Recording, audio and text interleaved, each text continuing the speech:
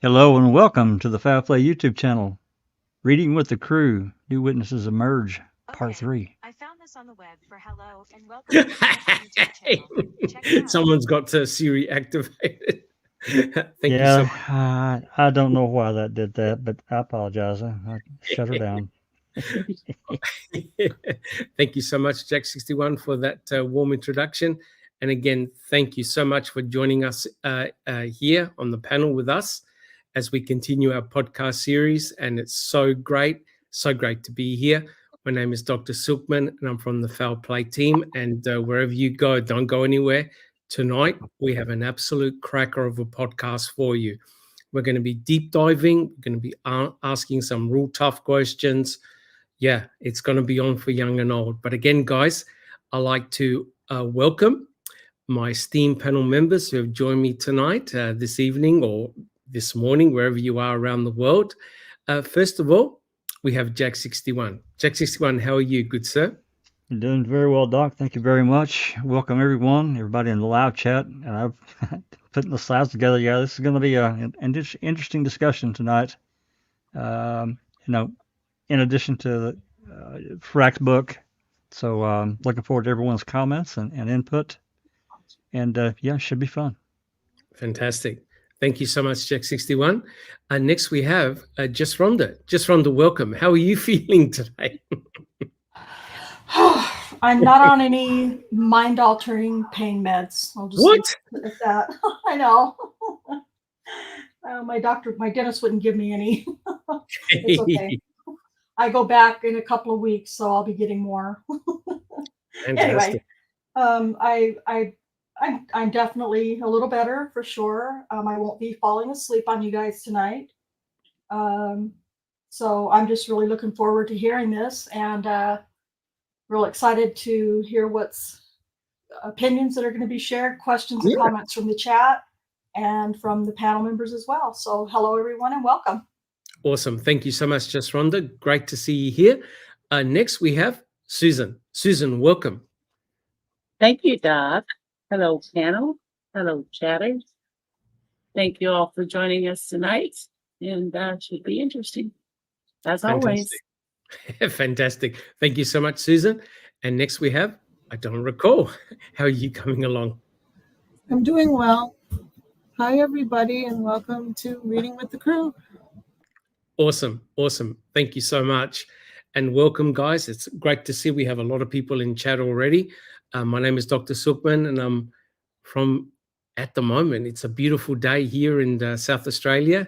And look, if depending on where you are around the world, just place it in chat where you're from. We are truly blessed. We have an international panel members from all over the world. We also have listeners from all over the world as well, which is fantastic. Again, thank you so much for joining us. Jack61, are we able to have the very first slide? And Susan, can you see who's in chat? Would you like to welcome who's in chat? Thank you so much. Joining us tonight, we have Jazznaz Gaming. Hello, Jazznaz. And of course, Dark Side of the Moon is with us. Hello, Dark Side. Welcome. Anthony Hills has joined us. Welcome, Anthony. Clive Coolidge. Hello, Clive. Emily Says is with us. Hello, Emily. Colette M has joined us, along with Passive Bear. Hello. JD is all excited. Alfie Mummy is with us. Cherie is in chat and on panel. Welcome. Pete Moss, Wooden Palette, is with us. Sorry, Pete, I just can't help myself. You got to add that. Alligator 57 has joined us. Hello. Jennifer Manning is here. Hi, Jennifer. Ronald E. Cass from the Missouri Ozarks. Hello, Ronald. Welcome. Melinda, FaceTime video. See, Charlotte Dowling has joined us. Hello, Charlotte. Cher. Hello, Cher. Welcome. Gaz Wall. Hello, Gaz Wall. Little Barb just stepped in. Hi, Little Barb. And Technical Difficulties has just joined us. Welcome. And I believe that's it for right now, Awesome. along with all the panel members, of course. Of course. Thank you so much. Thank you so much, guys. It's great that you can join us. And guys, today we're going to be continuing our series. It actually should be episode 3 that we'll be starting off today.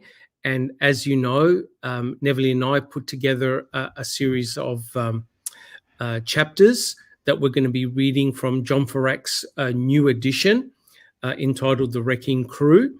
And the chapter that we're going to be reading from today is just simply entitled New Witnesses Emerge. And as you know from our first 2 podcasts, the witnesses are, of course, Tom Sawinski and Tom Baresh. And in last week's podcast, we talked about why Kathleen Zellner considers Bobby Dassey a viable Denny suspect. And we talked about the Denny prongs that must be sufficed in order to present Bobby Dassey as a viable third-party Denny. And so today, we're going to be expanding upon this. We're going to be looking at a couple of very important points. If Kathleen Zellner gets her day in court in front of a judge, there'll be absolutely no doubt that this particular aspect of the case will be discussed. Jack 61, do you have a quick comment? Yeah, apologies. That's supposed to say episode 3. I don't know why I grabbed that damn thumbnail. I apologize. That's supposed to be episode 3, and I've got it. I don't know why I grabbed episode 1. I guess I had a brain aneurysm or something. I don't know. Apologies. No problems at all. So we're going to be deep diving into this aspect of the case. It's very, very important. So what are we going to be looking at today? We're going to have a look at probably the most crucial interaction that took place at the Avery salvage yard. That's the interaction between Stephen Avery, Bobby Dassey, and Teresa Hallbach. We need to deep dive into this. Also, we're going to be having a look at whether a vital clue was actually missed. And this could potentially explain why Bobby Dassey never saw Teresa and Stephen together. Because if you remember what Stephen Avery said, he had encountered Teresa Hallbach after she had finished the photo shoot, and he paid Teresa, and Teresa gave him Auto Trader magazine. And we know that's the case because one of the current version was found in Stephen Avery's trailer. However, according to what Bobby Dassey had stated, he never saw the interaction between Stephen and Teresa. We'll be discussing that. Was a vital clue potentially missed? And finally, guys, we're going to have a look at why Kathleen Zellner is specifically targeting Bobby Dassey as a Denny, right? So this is absolutely deadly serious stuff, guys. Jack 61, can we please have the next slide? So, guys, as per usual, if you do like what we do, please subscribe to our channel. Put your thumbs up. Put your DNA on the thumbs up button if you enjoy our podcast that we're doing here as a team, and share them as well. And guys, this disclaimer is just to show you that the material belongs to John Ferak, and we'll be reading specific chapters from his book. And we place up the disclaimer because we're going to be forming comments. We're going to be using this as a form of research, but the material, of course, belongs to John Ferak, not the Foul Play team. Jack 61, if we can have a look at the next slide. And I'm not going to go through all of this, but just to show you, these are very important provisos to take into account when listening back to our podcasts. And the very important thing is this, and I believe everyone on the panel is in agreement. The Foul Play team is not accusing anyone of any nefarious activity involving the murder of Teresa Hallbach. We're here to form discussions, to provide opinions, and when we speculate, we will tell you guys when we're speculating. But everyone has the right to a presumption of innocence. Right, guys? And I'm sure everyone on the panel agrees. Jack 61. Absolutely. And, you know, everyone out there, please remember, we can only even speculate based on what information that we have right now. We can't, and there's such a vacuum in certain areas of what I feel for sure. Again, I'm speculating, but I still feel it, of information that we can't get our hands on. So just keep that in mind. Correct. And I just want to echo that again. We're not accusing anyone, right? So, and just because Kathleen Zona says something, it doesn't mean that she's 100% correct or correct at all, okay? We're only presenting material that has been written by John Ferak and also discussing the recent filing by Kathleen Zona. These are their thoughts, their opinions. We're providing our own opinions on what we see. The most important thing, guys, is that you do your own research and draw your own conclusions. And we do ultimately search for the truth. The only thing that we ask for, guys, is that in your chat, please be civil and respectful in your comments, please. Okay? Don't try and hijack the podcast. If you have a question, put a Q, and we'll try and attempt to answer it either in situ or towards the end of the podcast. Again, guys, thank you so much. Jack 61, if we can have a look at the next slide. And of course, we're all here for the memory of Teresa Halbach, right? We're here to find out the truth of what happened that horrible day where Teresa Halbach lost her life at a very tender age of 25 years old. We need to consider all aspects, including that Stephen and Brendan Dassey had murdered Teresa Halbach. So we have to be fair, we have to be equitable, we have to look at all potential situations. Again, guys, we do this to seek the truth and for justice for Teresa and her family, and also potentially for both Stephen and Brendan Dassey. Thank you, guys. Jack 61, if we can have a look at the next slide. Jack 61, have you potentially grabbed the wrong slides? You know, that comes to mind. Because I have an awful feeling you may have grabbed the wrong set, because this one. I don't think this one was in there. Okay, maybe I pulled the dumbass here. Hold on just a second. No hassles at all. You guys talk for just 1 second here. Yep, no hassles at all. We want to make sure that we get the right slides. But the important thing is this, guys.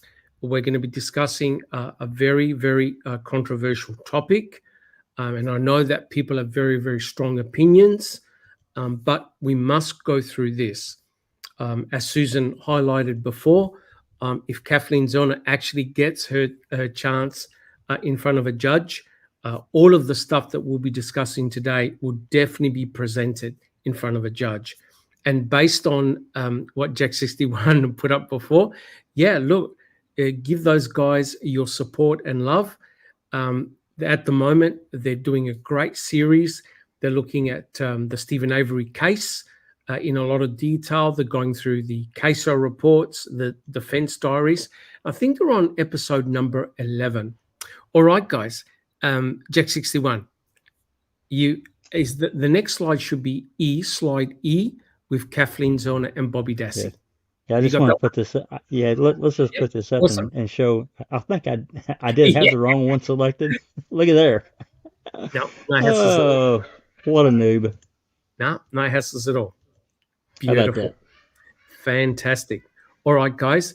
If there are no comments, this really is the fundamental issue at play here.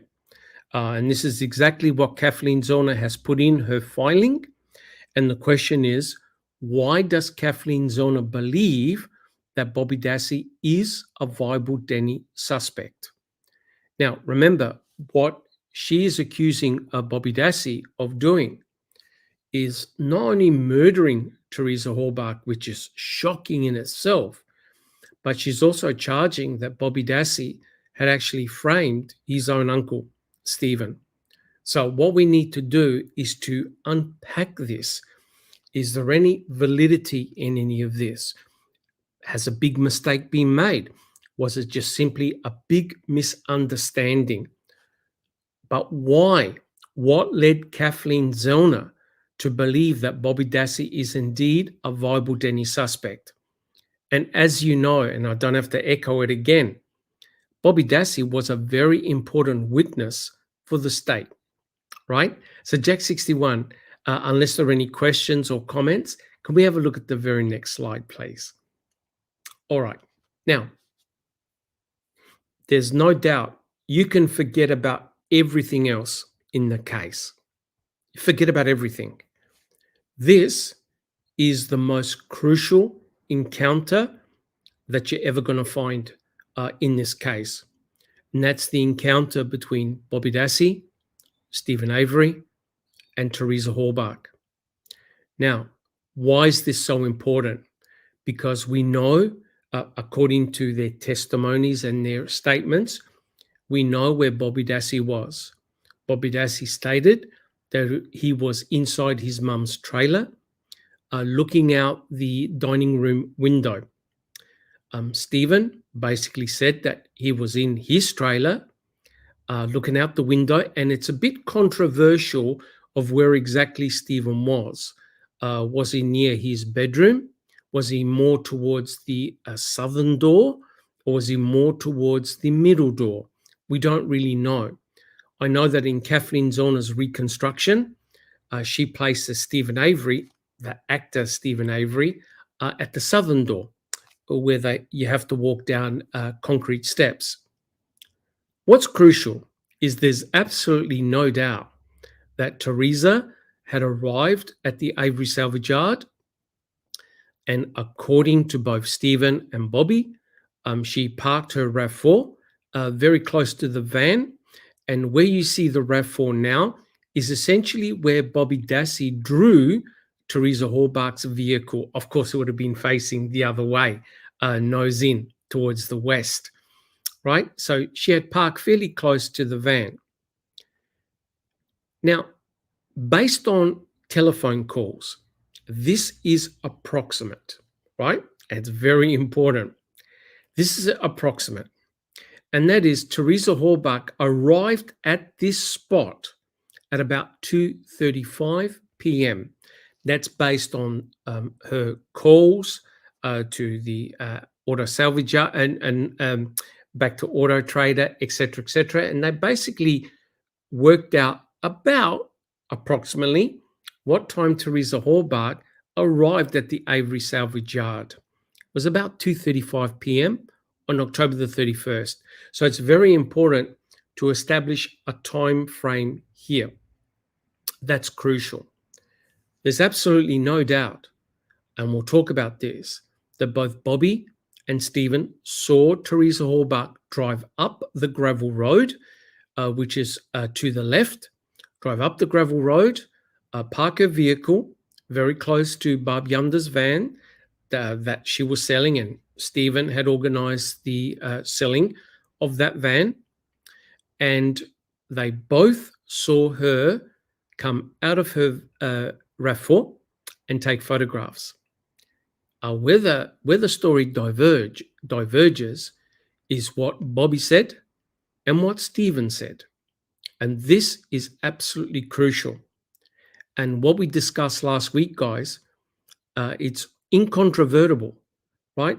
Bobby Dassey most definitely gave conflicting statements. And those conflicting statements, Jack 61. Yeah, Jeff. I was just gonna say that before we moved on. We can't forget about the conflicting statements that we have right now. And this is from I pulled it up last week, the November 23rd statement that he gave to Loy and Scherer, I think was his investigator. Correct. That he saw Stephen walking towards Stephen's garage, not Teresa. The one Correct. name change. So Correct. we can't forget about that. Correct. And that name change, by the way, is huge, potentially huge. Now, yes, I'm already hearing it in my ears. Yeah, but Stephen gave conflicting statements, true, as well. And that's 100% correct. But his narrative has been consistent, relatively consistent, and Stephen's narrative. Now, before I talk about Stephen's narrative, I think everyone on the panel and in chat will agree. Out of all the things involved in a criminal case, the weakest element is eyewitness testimony. Guys on the panel, would you agree? 100% agree. Yep. And often, and yeah, and that plays right along with memory, if I can add that in. Correct. Of events. I mean, Correct. I had an argument today with somebody on Facebook or Reddit or something about memory, just thinking about your daily life and what you did on a certain day. And unless it's really outstanding, days can run together. I see it happen all the time. Correct. Agree 100%. Yep, Yep. Do you agree, Susan? 100%. Yep. Now that, of course, applies to Bobby and also to Stephen, right? What applies to Bobby applies to Stephen. Like somewhere in between what Bobby said and what Stephen said is the actual truth. And I think we may eventually get there, right? We need to take in a few factors into account. So essentially with Stephen's story, he had seen Teresa Horbach get out of her RAV4, take some photographs, and then you'll see it.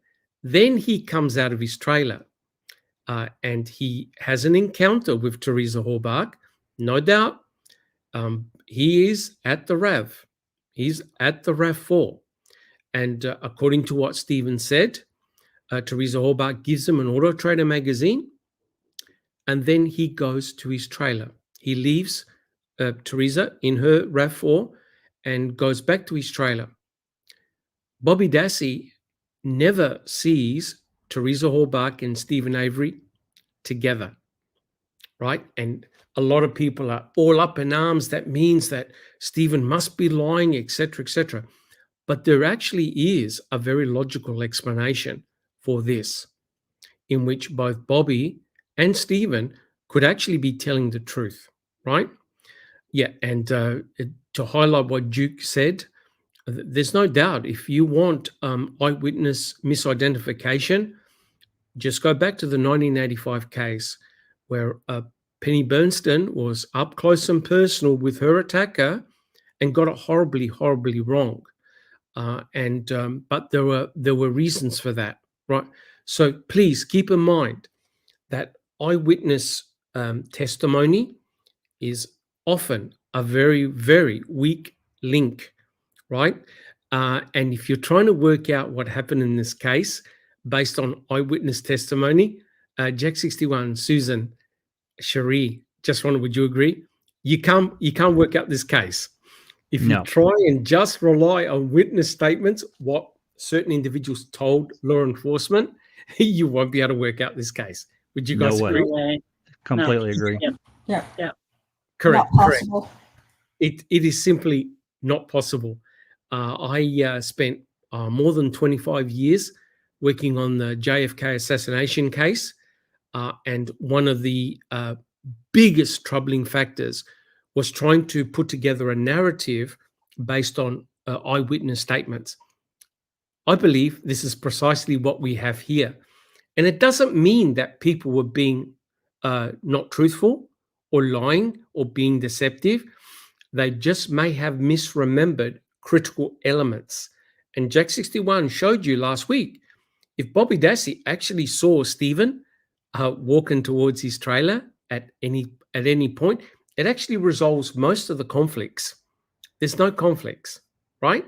So we need to ask the question, what actually transpired here? But I want you to note one important point, and that's the position of Bobby Dassey's blazer, right?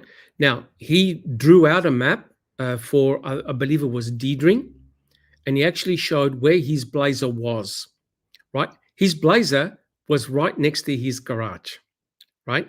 So all Bobby Dassey had to do when he went bow hunting was to jump in his blazer and see on the left-hand side, that little strip, they've got like an O shape. That's where Bobby went. He went straight down. According to Bobby, he got a glimpse of Teresa's RAV4, right?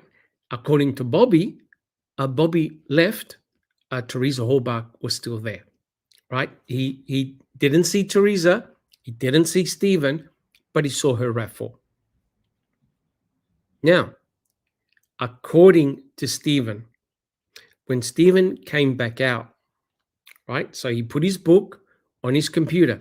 Guys, correct me if I'm wrong, but there are crime scene photographs that show the Auto Trader magazine right at Stephen's desk where he said he Yes. put it, Yes. right? In the computer, next to his computer. That's Right. right. Is the latest edition of the Auto Trader magazine. Stephen didn't receive a receipt.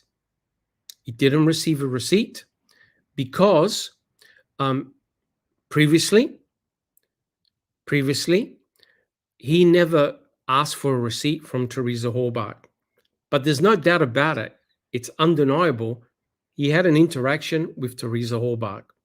Teresa Hallbach had given him an Auto Trader magazine. Now, this is where it gets very interesting.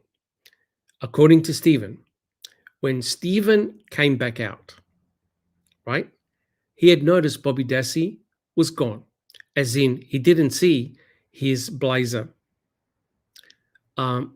He also happened to look up at the end of Avery Road, and according to Stephen, he saw Teresa's RAV4 turn left on Highway 147.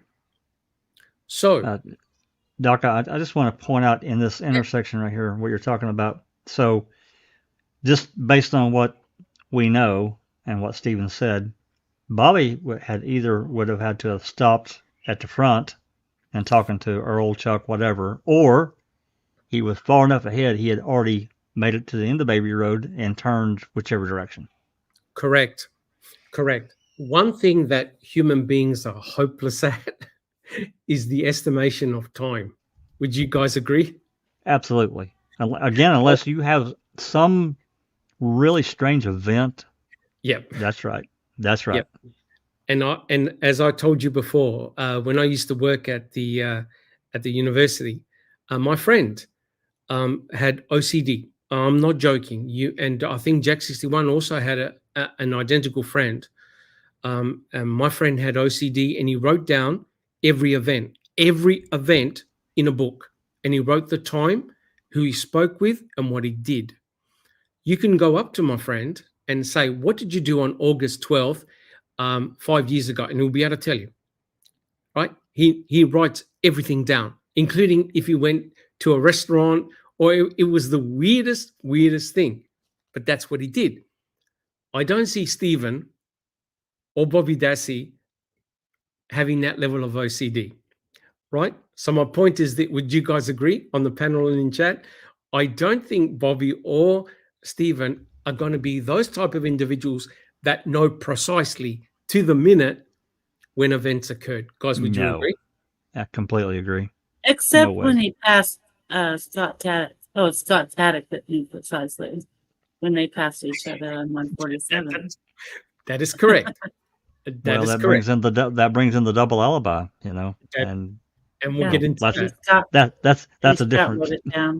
Correct. And that's because Bobby said that Scott Taddock had a clock in his car, and he would have looked at the clock, right?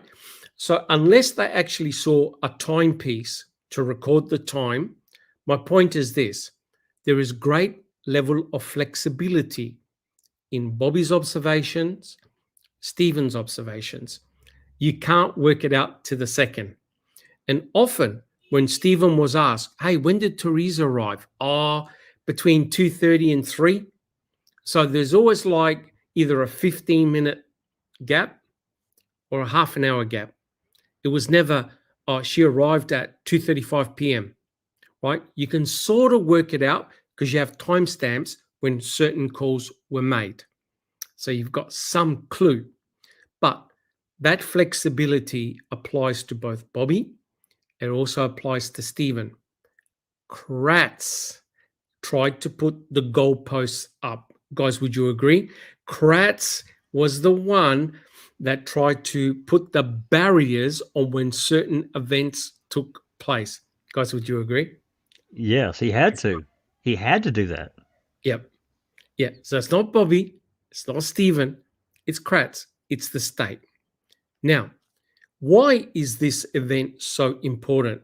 And we'll get on with it in a second. It's crucial because of this. And Kathleen Zellner will present this in front of a judge if she has her chance. Why?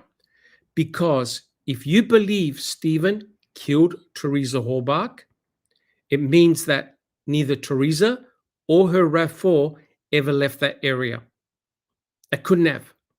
It means that Teresa and her RAV4 never left that area. Couldn't have. So the idea that the state is presenting, rightly or wrongly, is that Teresa was inside Stephen's trailer. And Teresa was being held against her will inside Stephen's trailer. There's no other conclusion I can come up with. Guys, what do you think? And also people in chat. Am I stretching it too far, or am I giving the right implications here? Jack 61. No, I think you are. And, I can't remember who asked it last week or recently. If I mean, unless she was completely knocked out and subdued or whatever, why didn't Bobby hear Teresa screaming that all this came from, that Brendan allegedly told Kratz or the investigators and all that, heard screaming from, 100 yards away? How come Bobby didn't hear anything? Correct. I mean, he was right there. He was right there at that time frame. Yep. Or Ma. Or Ma. Yeah, I'm Avery. just saying. Yeah, I'm just saying. Why didn't anyone else, especially Bobby? He was right there. Correct. I'm just saying, timing wise. Anyway. Correct. But the implications of this, the way Ken Kratz and the state have used Bobby Dassey as their star witness was that, according to the state, Teresa was seen heading towards Stephen's trailer. And I think in one report, they actually mentioned to the front porch, right? It's the implication. It's the implication. That's correct. And not that Bobby saw her go in the door or any of that. It's just the implication once she was walking towards the trailer, I don't know, man. Correct. And there are no eyewitnesses that ever saw Teresa take one step inside Stephen Avery's trailer or garage, right? The only thing that we have are varying reports by Bobby where he has varying statements regarding his shower, when he took the shower, and also whether he saw Teresa or Stephen. So there are conflicts in what he says. And I'll prove to you, he did the same thing years down the track. And once you read it, you're going to be horrified, right? He did the exact same thing.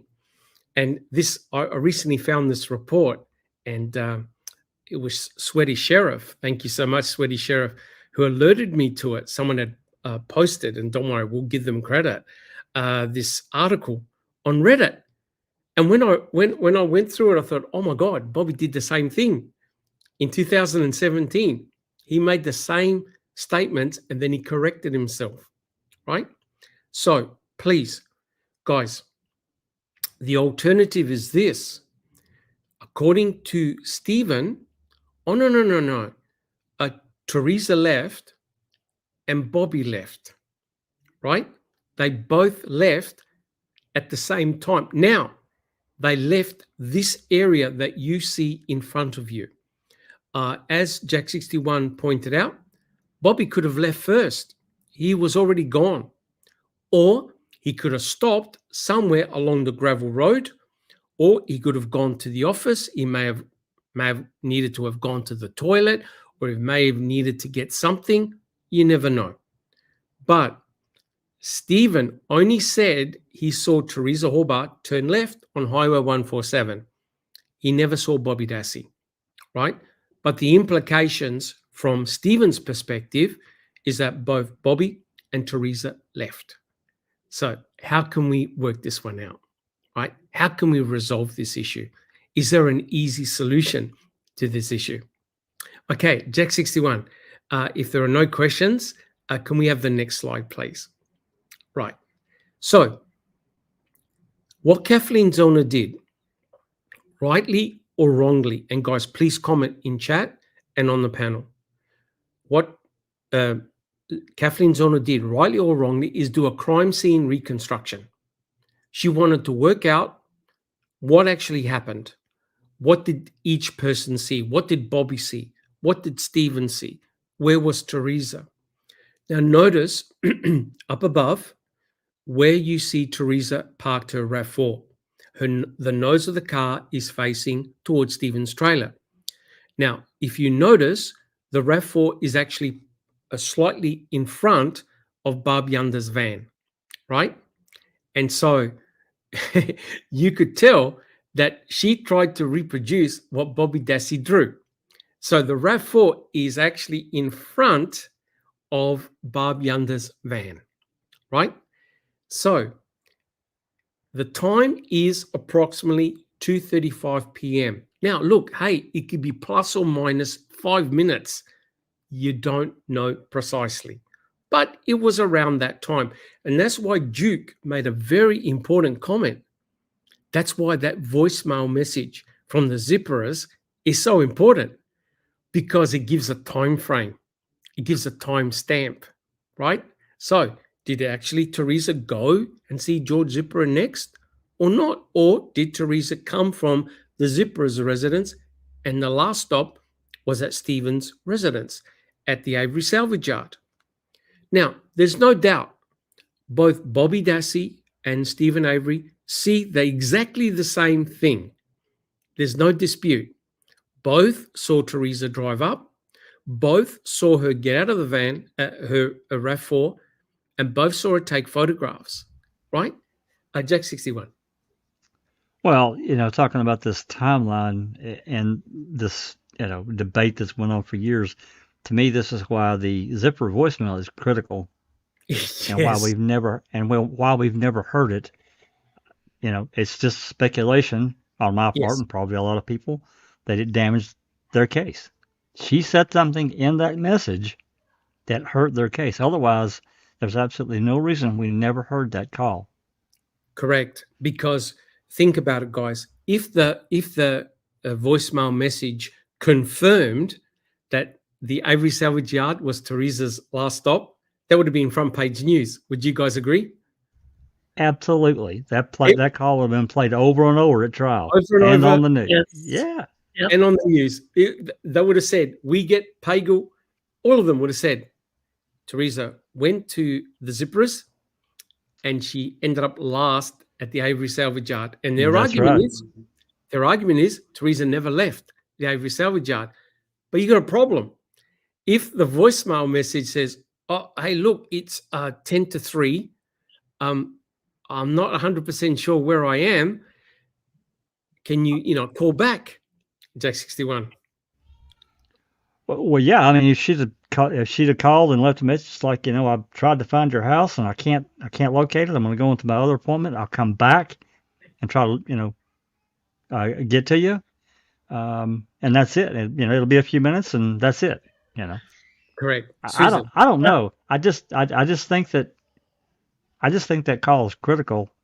That voicemail message is critical, and I think it's critical that we've never heard it and can't get our hands on it. But sorry, Susan, before I get you on, don't you find it rather remarkable that all elements involving timestamps are gone? They're missing, including the voicemail message. Susan. Yeah, I was just going to say, Veronica said, what was on the Zipper's recording again? Well, we don't know. It went missing. And Just correct me before if I'm wrong. trial. Wasn't it No one's Dennis ever heard Jacobs? it, but law enforcement. Yeah, Wasn't Dennis it Jacobs Dennis Jacobs that recorded it? recorded it. Yes, he's Yep. now dead. Yep. Yeah, allegedly he went back. He went back on November 6th, according to Dettering's report, and recorded that phone call in whatever capacity. Correct. But it was never. It was never heard publicly that I'm aware of. Anywhere. Correct. Yeah. Didn't they actually take Barb's answering machine? Yes, the they did. evidence? Yes, we have Yes. a video of that. So, Somebody got, why I they think, didn't take zippers. I don't- Well, it was Remaker that got Barb's, and it was Remaker that allegedly heard the voicemail message at the zipper. So why didn't he treat it the same way? Right. Right? And yes, Kratz did have it on his exhibit list. yes, he did. Recording. He did. He That's did. right. That was the material that Yora's open records requested, and we saw it. This is right And was before it trial. was it Remaker on the 4th that said that we believe that the zippers was the last stop? And It that was Stephen Uyghur. had nothing to do, and that Stephen had, I think it was Uyghur, and Remaker said that he didn't believe Stephen had anything to do with this. Oh yeah, that Right. was the call between him and Yep. well, one of the Hermans, Tom or Rob, whichever one it was. He was talking to early the morning of the 5th. Yep. So that's why all of this is incredibly intriguing, because then you bring in Tom Sawinski, right? On the morning of November the 5th, according to Tom. Now, sure, there could be issues, misidentification, etc. But I think we agree on the panel that nobody should be pushing Teresa's RAV4 up Avery Road in the early hours of November the 5th. Doesn't matter. Yeah, it doesn't matter who it is. That car should not be there, and nobody should be out there pushing it at That's whatever exactly- time in the middle of fucking night, right? That's exactly the point. Susan. Exactly the key. Yep, correct. It could well be a misidentification by Tom Sawinski, but if Tom Sawinski is correct, we have a problem. Houston, we do have a problem. Then nobody should be pushing that RAV down Avery Road on the early morning of November the 5th, right? Bobby Dassey, Santa, or whoever had their hands on the RAV4. Clearly, there's something not right here, right? So we've established, and even in court, Bobby Dassey even said, hey, I saw Teresa Horbach. What was she photographing? She was photographing my mum's van, the maroon van. So it's fact. Both Bobby and Stephen saw exactly the same thing, and they gave a description of what Teresa was wearing. We know that an encounter took place between Stephen and Teresa. He even said it. He had nothing to hide because, look, she gave me a magazine. I brought it back inside, right? All right. So Jack 61, can we have a look at the next slide, please? So we can go through this quickly because we've already discussed it. Here's the big problem for Bobby Dassey, right? According to the reconstructions, the timed reconstructions, Stephen Avery sees Teresa Horbach leave the Avery salvage yard at about, say, let's call it 2:40, right? Remember, there's always plus or minus a couple of minutes. When Bobby Dassey was asked in court, hey, what time did you go hunting, bow hunting? He goes, 20 to 3, quarter to 3. Does anyone remember Kratz's eyes and antennas going straight up?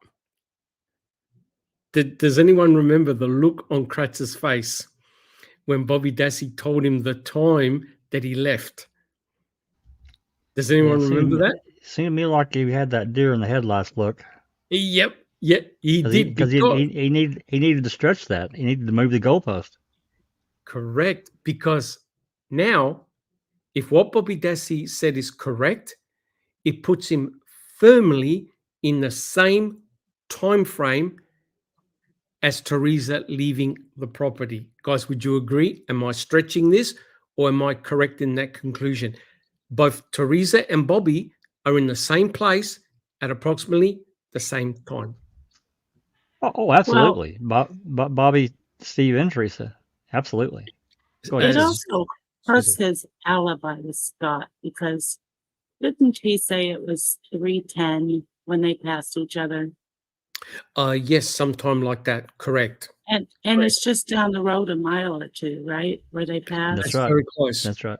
So 5 minutes. 5 minutes at That most. may- Go ahead, Susan. yeah, that makes no sense either. No, it doesn't. And to be perfectly frank, I don't believe that took place. I think it's a made-up alibi. Yeah. Because Ken Kratz knew how damaging this was. You see, nobody saw Bobby Dassey leave, but you have Stephen Avery who saw Teresa leave in the same time frame, right? Now, if you believe, and we discussed it, if you believe that Stephen killed Teresa Orbach, Teresa never left. Teresa's still there. Teresa's under his now control. Teresa no one should be seeing a RAV4. No one should be seeing Teresa leaving the property. According to Stephen, she left and she turned left on Highway 147. Jack 61. I'll get you in a sec, Susan. Jack 61. Yeah. Well, I mean, you got a situation for Kratz, and he knows it, that he's got to get everyone, and I don't care who it is. And again, this is just speculation on my part, but in my mind, I'm thinking about what Kratz has to be thinking. He's got to get everyone away from Teresa except for Stephen. Correct. These people have to be off the property, and I don't care if it's your dentist or whoever. They have to be away from the area. So correct. I'm just saying. Yeah, no, you're 100% correct. Susan, do you have a comment? No, Doc, I'm good. Okay. Now, I want you to note two things. First of all, Bobby Dassey never mentions that he encounters or sees Stephen with Teresa. Right, guys? Would you agree? Bobby Dassey never mentions he saw the interaction between Stephen and Teresa. That's correct. He never mentioned seeing that interaction. And that made me wonder, thinking, how can that be possible? But there is potentially a solution, a very easy solution, why he never saw the encounter. But here's another very important thing. If Teresa Orbach went up Avery Road or down Avery Road, whatever your point of view is, to turn left on Highway 147, she absolutely had to pass the propane tank filling station. Would you guys agree? She had to drive right by it. Yes. Right? There's no doubt, no even negotiations. She had to drive right past that propane tank filling station. Then comes in another witness, which we'll talk about, which I can potentially explain the time difference very easily. Because if Teresa Orbach went out at about 2:35, 2:40, 2:45, she would have driven right past potentially the propane tank driver, right, who was stationed at the propane tank refilling up his truck, right? But we'll talk about that in a second. So here's the issue. Bobby Dassey never sees Stephen and Teresa together, right? But we know that an encounter had to have taken place because Stephen has got an Auto Trader magazine, right? So some encounter took place. Guys, do we have any questions in chat? We've had a few, but I think I've been trying to help her highlight. I think we can get to those at the end. Don't you think so, Rhonda? Yeah, I've just been putting stars on all of them, so they're all saved. Yeah, we can get to them at the end, Doug. And we welcome, is this the cheeky lad, Mr. Forkham Razor? Mr. Forkham, are you able to say anything? No, he doesn't. He might be at the pub. I think that Mrs. Falcom's Razor prefers to be silent. Right. That was the message that I got. Well, that's Mrs. Gotcha. Mrs. Forkham's Razor. That's right. Yes. Oh my God, we've got a new panel. Cheeky lady. Right. Yeah. Hell. Doc, Yes. I would like to read Anthony Hill's question. Yes, please. Where's Bobby's phone ping at this time? And what's the distance from Scott's trailer? Well, I haven't studied the phone pings. I know that others have. This is an area that I'm not an expert at. I know that the phone pings, and I'll ask anybody in the panel, Scott's trailer at that time was to the right of Highway 147.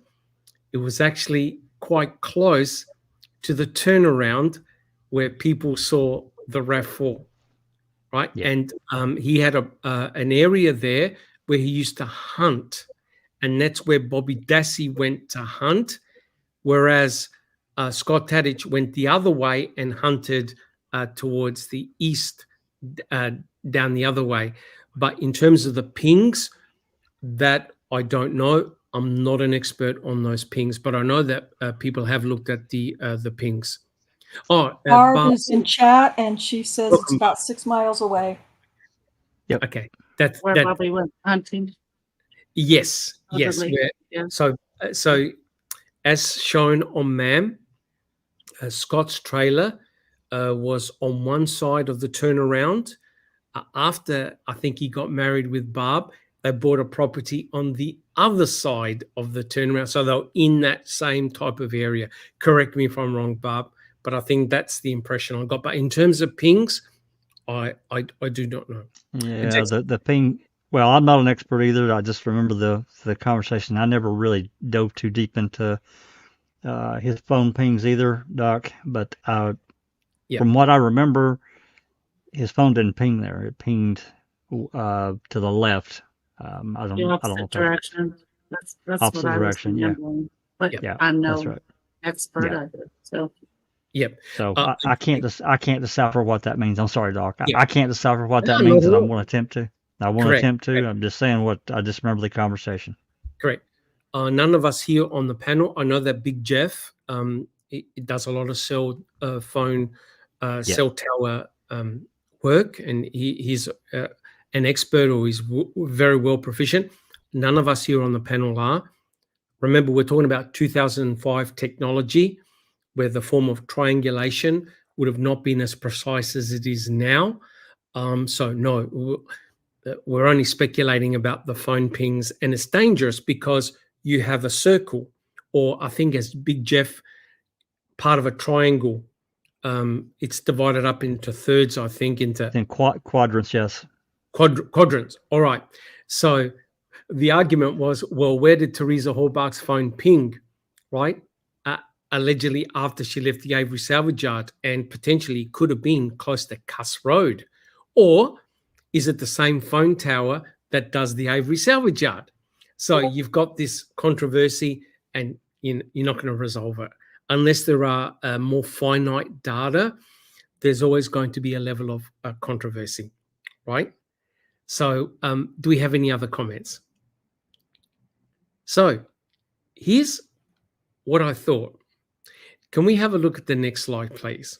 Now, again, this is pure speculation. Now, Bobby Dassey doesn't see the encounter between Stephen and Teresa. Now, initially, what Bobby Dassey stated was he was standing in his dining room, and he saw Teresa drive up the gravel road, which will be straight in front of him. She got out of the car, took a couple of photographs, and Bobby said he made two different statements. He saw Stephen walking towards his trailer, and he's also said, hey, no, I saw Teresa turn and walk towards Stephen's trailer. But the big issue for me is not so much that. The big issue is the timing of the shower. When he took the shower, we have reports that said, hey, I took a shower, I got dressed, I was at the window, and I noticed Teresa coming up. In the trial, Bobby Dassey said, no. I saw Teresa first. I then had my shower, got dressed, came back, and noticed Teresa walking towards the trailer. Now, that's a super, super quick shower and completely changes the dynamics, right? And you'll see that there are reports where Bobby goes, oh, I saw Teresa drive up. I already had my shower. I was dressed. I went to go get a jacket, right? And then I went out to go bow hunting. So I thought about something. And if Barb's in chat, Barb can confirm this, right? you can see that Bob's trailer contains a main door at the front, right?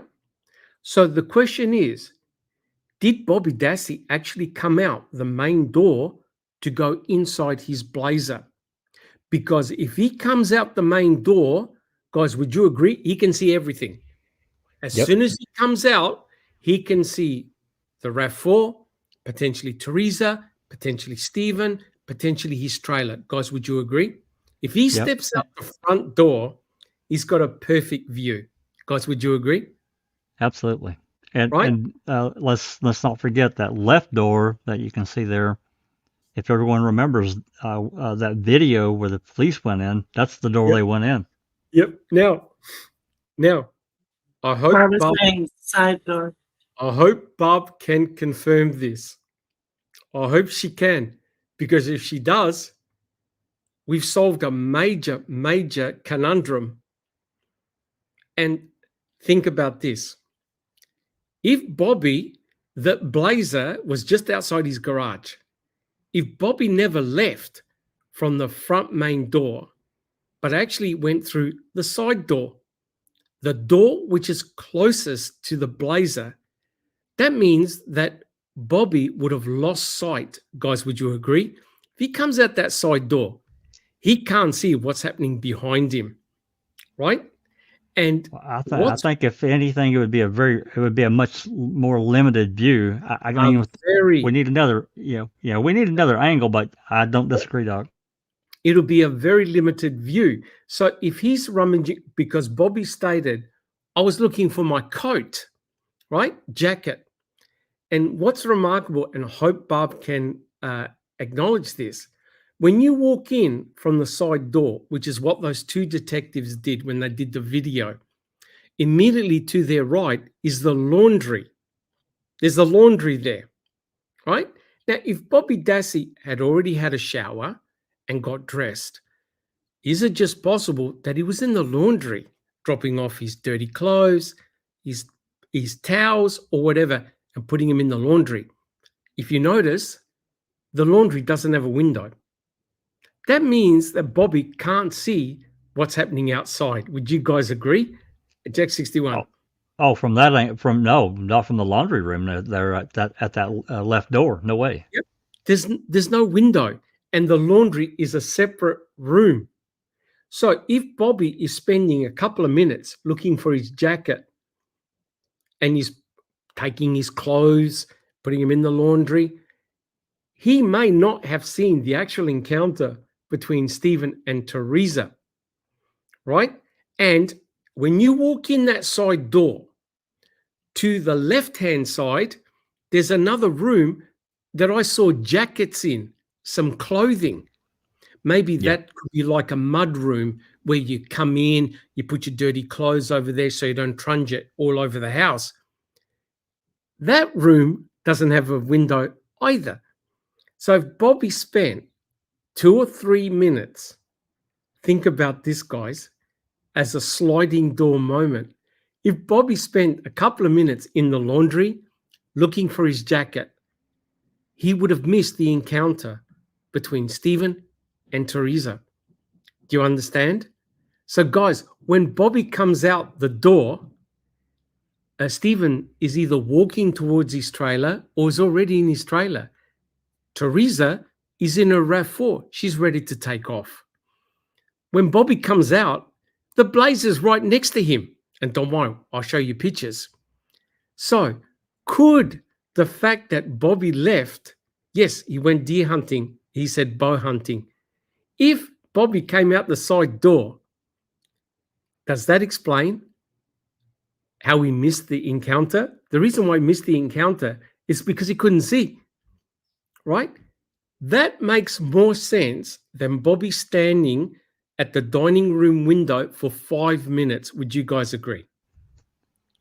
I would think so. I mean, I'm not sure why he would stand there for 5 minutes observing anything. If she's just going to snap a couple of photos, the entire encounter would probably just about been over based on what she normally does. Yep. Now, maybe this walking that Stephen did to go get the money or whatever and come back may have added a minute or two, but again, I just can't see a young man that's getting ready to go hunting standing at a window, right?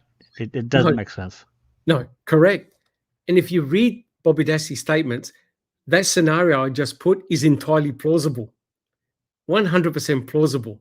He sees Teresa come up, no problems at all, and we're 100% certain because he describes her taking pictures.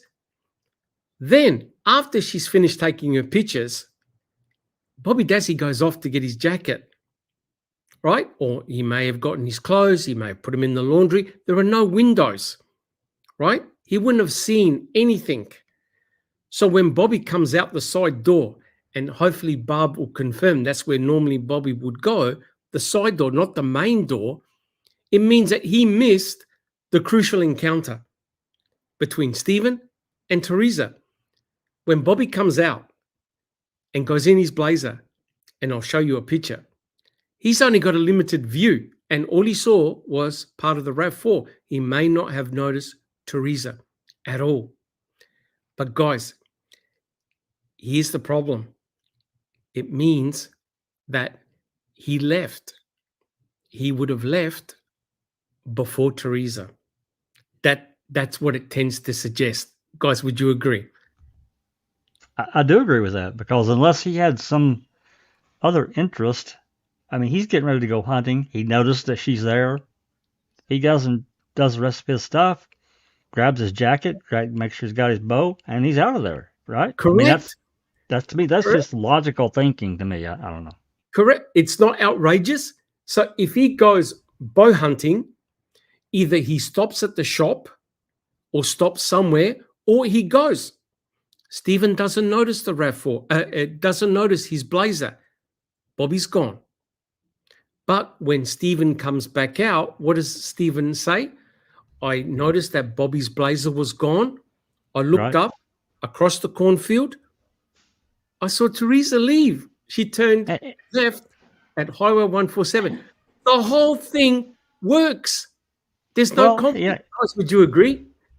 Yeah, and you think about, well, why didn't he hear his car start up? But you got to remember the distance here between where he's parked at and over to Stevens. And it's grassy, and so unless that blazer was really loud, he probably wouldn't have heard it start and take off. Correct. So the conundrum. Sorry, Doc, can I just say something? Excuse me. All of that aside, in the normal course of your activities, your normal activities, things that you normally would do, or things that you're excited to do or looking forward to doing, or have a mission to a goal, you're not trying to. I just feel like my mind doesn't think, oh, did I hear somebody's car start down or across the way? Or did I see, oh, I think I saw this thing. I'm not thinking about anything like that. I'm just going through a normal routine of what I'm doing, That's right. My goal is. And I just don't think that I don't think it's relevant that somebody didn't hear the car start. I just don't. I mean, again, that's why I said it. Unless it's really loud, that's why I said it. Unless it's really loud and it caught your attention, you're not going to notice that shit. It's something out. Then it's something out of the that is a little out of the norm or something. I just don't think any of that is really that relevant. That's just my opinion, of course. Correct. But guys, would you agree that this is now a solution as to why Bobby never saw the encounter in the first place? Is because he was in a part of the house that he couldn't see, right? And it's a sliding door moment. When he walks out, either Stephen is walking towards his trailer, in his trailer, and Bobby just catches at a glimpse Teresa Hallbach's blue RAV4. Now, Bobby's going hunting. He's not writing down notes of every minutia that he sees, correct? Like just Rhonda said, hey, I need to get somewhere. I'm going there. I'm not taking note. Bobby Dassey noted that Teresa arrived. That's fair enough. 100% fair enough. But as he comes out the side door, he would have only caught a glimpse of Teresa Hallbach's car. Well, That's well, it. yeah. You have to think about also. I mean, we're speculating, of course, but Of course. you have to think about where's his mindset at. Is he really concerned about her taking this photo of the van? No. Is that where his attention's really at? I mean, I don't know. If I was going hunting, it may have been for 10 or 15 seconds. Saw her, boom, go take care of my business, and I'm out of here. Or is he taking, Correct. as you said, these minute details? And for me, I just don't see it. Again, I'm speculating. It's just an opinion. I think he went about his business, took off, and was gone. Correct. So in the sequence of events, Bobby leaves first, right? And by the time Stephen comes out, either Bobby has stopped somewhere and Stephen doesn't notice him, or Bobby's gone, right? Because remember, one of the things that humans aren't good at is the estimation of time, right? So if Stephen's out by a couple of minutes, that's all it would take to drive down the gravel road and out of the Avery salvage yard. And plus there are dips in the road that Yeah. Stephen may not have been seen the at terrain, all, right? The terrain, yeah. Because of the terrain, but he did notice Teresa turn left on Highway 147. The villain, the potential villain here is Kratz. Who, and also the investigators who made it to be definitive on what Bobby observed. And you could see by Bobby's early statements, right? They're all over the place, including the shower, right? So, Jack 61, if we can have a look at the next slide. Could this door be the answer to the conundrum that I've been thinking about for years? How in the hell did Bobby not see the encounter between Stephen and Teresa, right? Where we know one took place. And the answer is Bobby was in an area of the house with no windows. And when Bobby leaves through the side door, and Barb even agreed, hey, his blazer is literally around the corner from that exit. I can't see Bobby going all the way to the front to do a U-turn and walk all the way down. Guys, would you agree? I completely agree. He's only feet away from his car. He's going to walk over to it, put his shit in there, and leave. Yep. And that's why a crime scene reconstruction is crucial. All they had to do was to ask Bobby, hey, listen, buddy,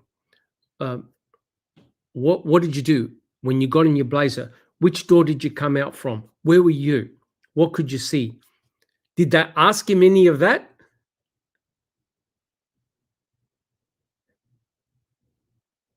No, they asked him nothing of that, right? And Bob says we hardly used the front door, right? Because where Bobby was in the dining room, he had to walk straight down past the kitchen into the dining room, into the front room, and then go out the main door. Then he would have had to have done a U-turn and come all the way back. He's got a door. He's got that back door right next to his blazer. Bobby Dassey came out that back door. And he could not see what was happening between the interaction between Teresa and Stephen. But it means that if you believe Bobby left before Teresa. If you believe Stephen, then both Bobby and Teresa leave at about the same time. That's it. That's the only thing you can conclude. Guys, would you agree with that? Based on what we know, I mean, we're still, throwing the line a little bit in the pond, but yeah, basically, if what we've been told and the statements that have been made, that's correct. Yep, correct. So Jack 61, if we look at the next slide, you'll see exactly what I'm talking about. This is the view from Bobby Dassey's garage. That's the garage. So we know where his blazer was. It was in front of the garage. So you can see that all Bobby did was he came out the side door, jumped in his blazer, and have a look where Teresa's RAV4 would have been. It would have been in front or very close to Barb's van. So he would have caught a glimpse of it. But notice he would actually have to turn around and scan the area to see where Stephen was, where the trailer was, whether there was any movement, the whole thing. But where Bobby's blazer was, all Bobby did was jump in his blazer and turn right and go up the gravel road. And that's it. That's it. So because Bobby came out the side door, he never saw the encounter.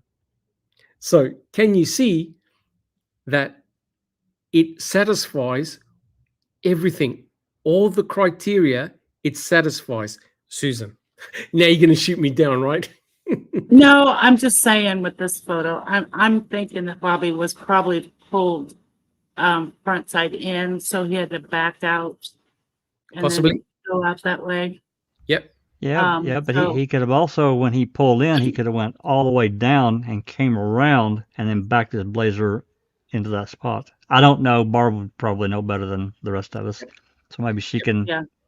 How would he normally park his vehicle when he came Yes. home? Yeah, I With think he probably just glanced over there. You know, Yeah. he's not trying to Yeah. make any record of anything. Yeah, There He you just go. glanced and saw the RAV and left. and that's Lisa it. was probably sitting Uh, in her RAV at That's that it. time, That's it. getting I- ready to I- go. Maybe I would- listening to her voicemail. Who knows? Yep, I would agree. Yep. And time frame, it works. It works a treat, right? And you wait till we read some of his other statements. You go, oh my God, right? The whole thing fits. In other words, the entire encounter, the entire photography session took no more than 4 to 5 minutes from start to finish. And that's it. It actually works perfectly. The state never did this reconstruction, Susan. Well, Doc, I am going to tear you down just a little bit. I just think that Bobby doesn't necessarily have to be in a room with no windows not to see Correct. anything. You know, if he's not paying Correct. attention, if he saw her pull in, saw her get out, take a picture, he goes on with what he's doing, not paying attention. You know, whatever he's doing, even if there's a window in the room, doesn't mean he's looking out at, you know. Correct. So, yeah. Correct. So if he's not paying attention, he's gonna miss the encounter between Stephen Yeah. and Teresa. If he's not paying it. And look, the guy's Right. getting ready for bow hunting. I just don't think he's standing there at any window, googly eyeing Teresa. I just for don't 5 think that. minutes. That Well, he might have been. You know. Well, it's possible. You know, he's a young man. She's a young woman. I guess it's possible. Or could've he stood was there. just curious who's pulling in right by his house. Well, that you too, know. but stand there Sees for a 5 car pull minutes. in. Stand 5 there minutes. for 5 I minutes. don't think he was there 5 minutes, unless he I don't was either. infatuated with her. You know, that's Correct. the only reason I could Well, see. yeah, that's more than a passing interest in somebody that you don't really know. To me, if you stand there more than just a few seconds, you know, and I mean, what I mean by that, more than 15 or 20 seconds observing. Okay, you've got your eye out, and you're going to go ask this person out, or you're going to move on. You know. Well, and I just want to say that all goes, for me, just me personally, it all goes back to what I said. I don't understand why there was so much focus on what Bobby did or saw, or, you know, because again, he's just doing his normal routine or his, you know, practices, things that he usually does. And he's not thinking, oh, that's weird. There's a blue RAV parked in front of my mom's van. I wonder what's going on. I just don't think they lived on a freaking junkyard, for Christ's sake, or salvage yard. And I realized that area wasn't near it, but still, I just can only speculate or imagine that,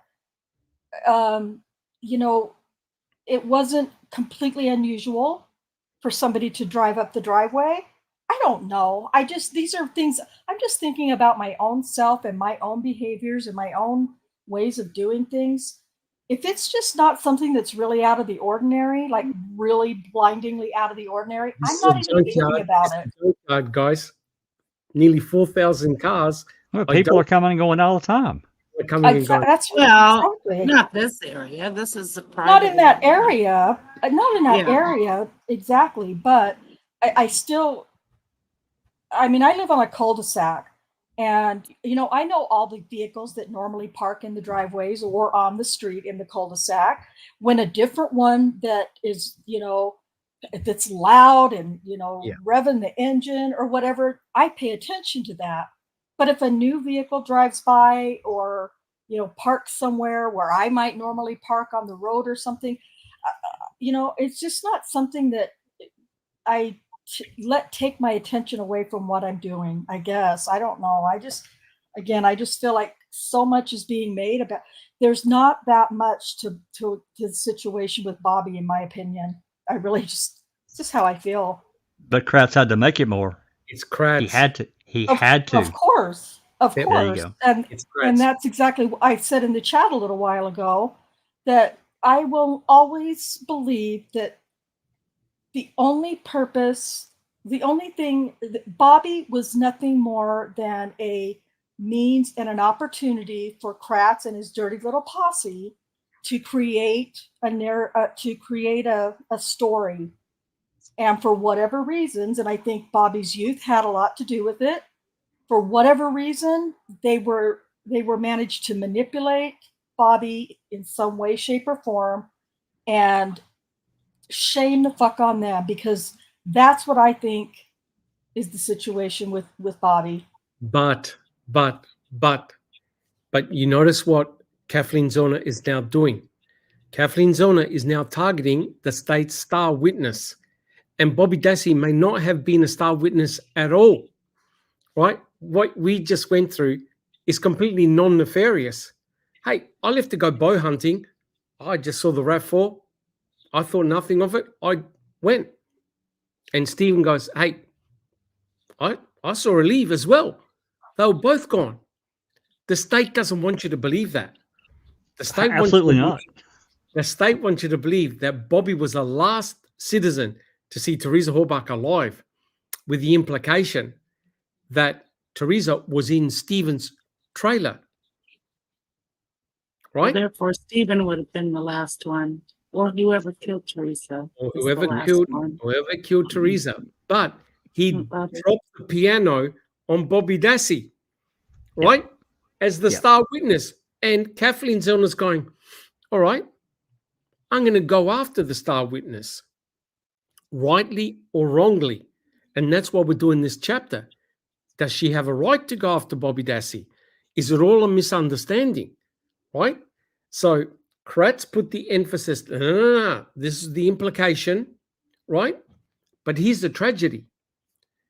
If Teresa was in Stephen's trailer, there is no forensic evidence that places her within the trailer.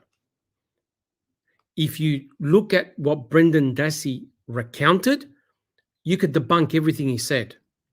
And even he recanted. The Reed technique, I gave a false confession. There's no forensic evidence that Teresa Horbach was in the trailer. They had to have known it. That's why the key had to be placed there. Guys, would you agree? That's why the key had to be placed there. They're trying to come up with some, well, where the hell is she? Where else They could had to Teresa make the been? connect. They had to make the connection.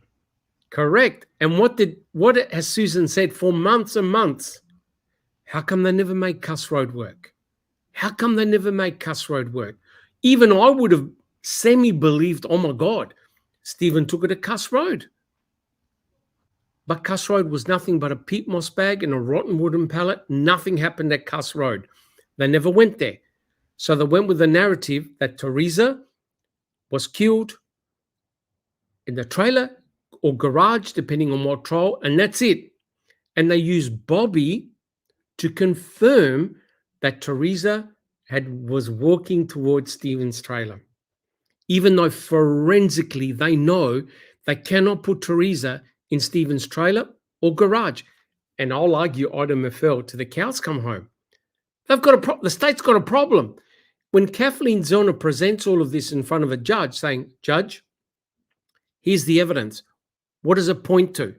It points to Teresa Horbach not being either in the house, the trailer, or the garage.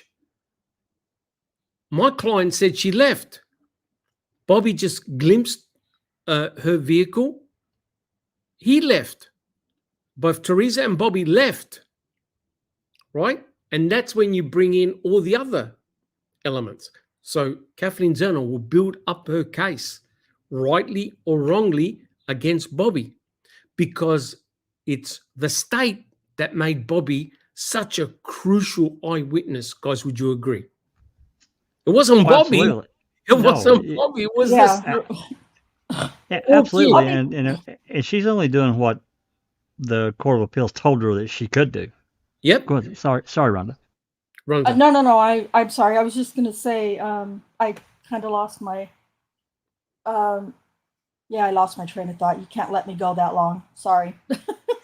If I unmute my mic, you got to hit me right away or I'm going to forget Sorry, what I was Rhonda. going to say. So, Rhonda, I'm sure we'll get back to you. Right. So, if we have a look at the next slide, now we're going to start reading. Susan, do you see this? Yeah, it's a little small. Jack 61, are you able to blow up where the red arrow is on the left? Yes, I can. Yes, I can. Okay. I'm sorry.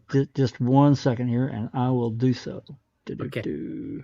So it's pretty obvious that the investigators want to know what the hell's going on, what went on. So Detective O'Neill, he spoke with Stephen. Now, according to this is on November the 5th. This is on November the 5th, this report. So this is what Stephen told O'Neill, right?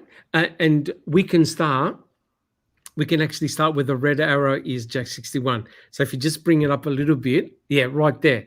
So Susan, can you read out? This is Stephen, what he told O'Neill. And can you read all the way down to the bottom, please? Thank you. Stephen told me that he was in his trailer and that he saw the green SUV and that Teresa Halbach was taking photos of the van, sister's van he was selling for her, parked by his trailer and copying down the vehicle identification number. At this point, Stephen said he went out to meet with Teresa Halbach. Okay. Stephen told me, you want me to stop? Yeah. You notice what Stephen he just told did? me, oh, I'm sorry. Yeah, I was going to say, you notice what he just did? He waited for Teresa to take the photos, write down the VIN, then he left. Then Yes. he left to go outside. That is a crucial point because it means Stephen is still in his trailer. Bobby may have left the window. Guys, do you agree? Because remember, according to this statement right here. Bobby is standing at the dining room window, sees Teresa come up, starts to take photos. And what did he say? Oh, I saw Teresa start to walk towards Stephen's trailer. He may have then moved away from the window. When Stephen sees Teresa write down the VIN, he knows she's finished. He now starts to come out, but Bobby's gone. Bobby won't see the encounter. Sorry, Susan, would you like to continue reading?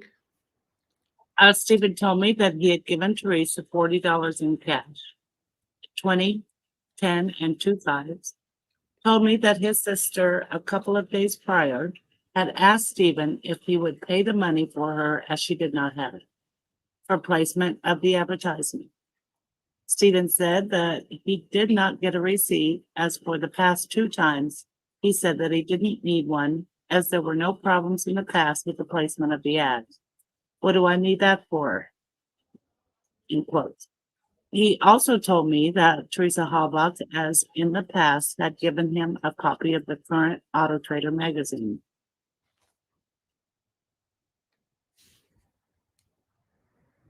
Which When is true. asked, Oh, no.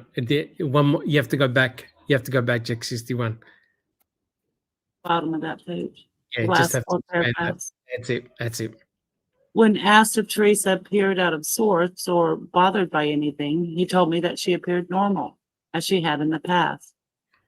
I asked Stephen if she had made any phone calls or even had a cell phone, and he replied, no.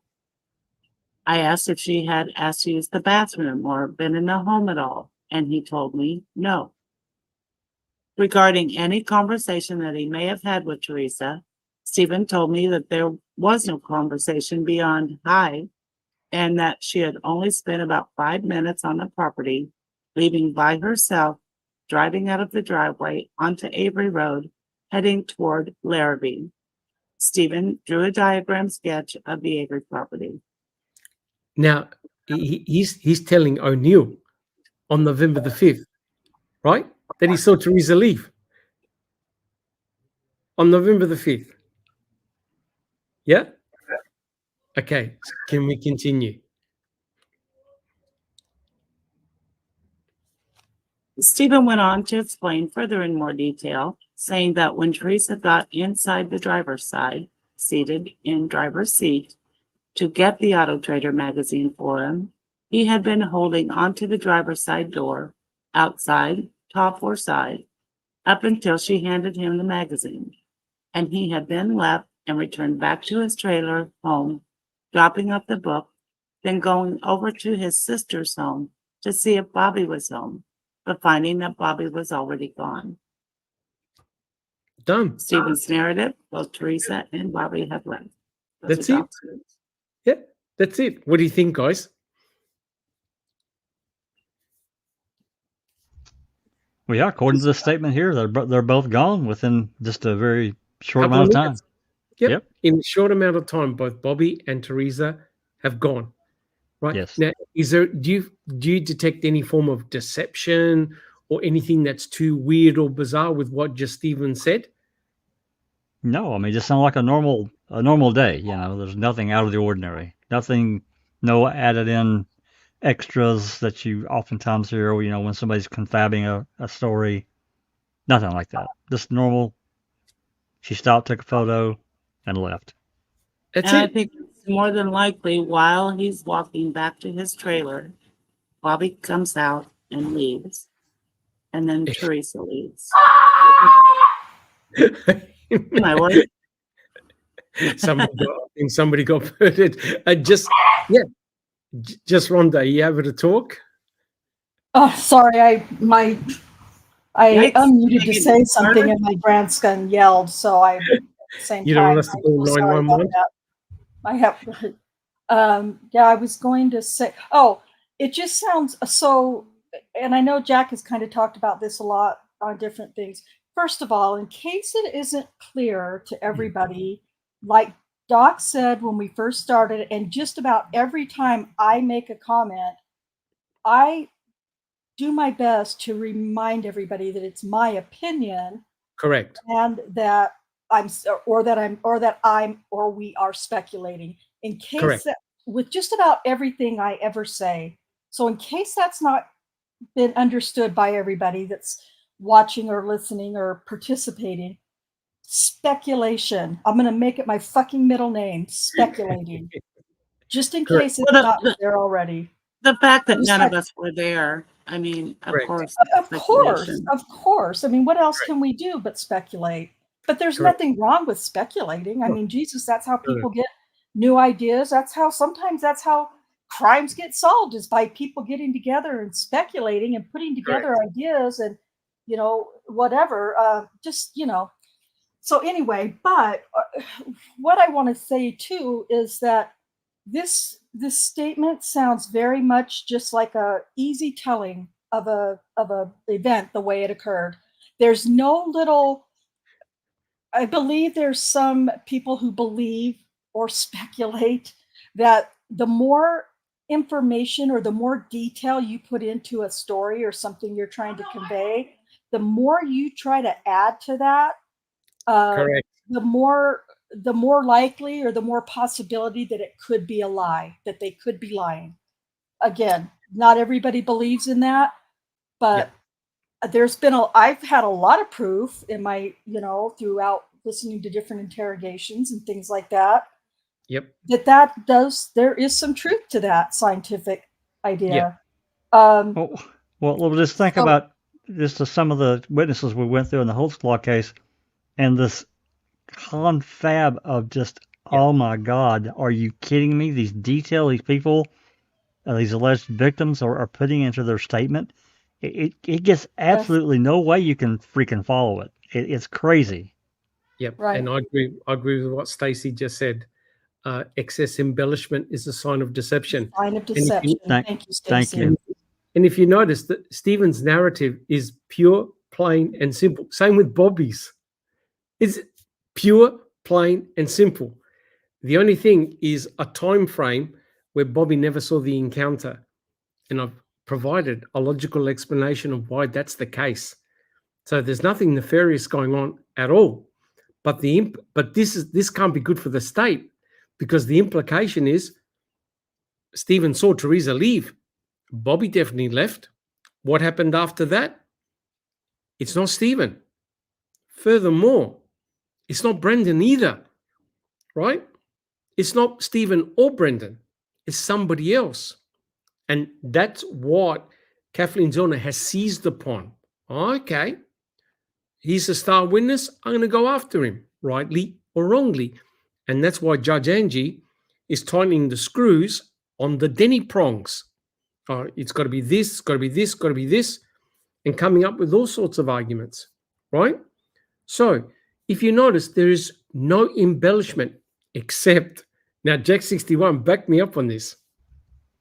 If you've ever seen the Netflix documentary, American Nightmare. Oh my God. I watched that son of a bitch last week, and I was telling, I put that somewhere in the video section or something. That is a crazy freaking story. If nobody's watched that, it's a 3-parter on Netflix. American Nightmare. American Please Nightmare. watch it. Yeah. Immediately reminded me of this case. Immediately.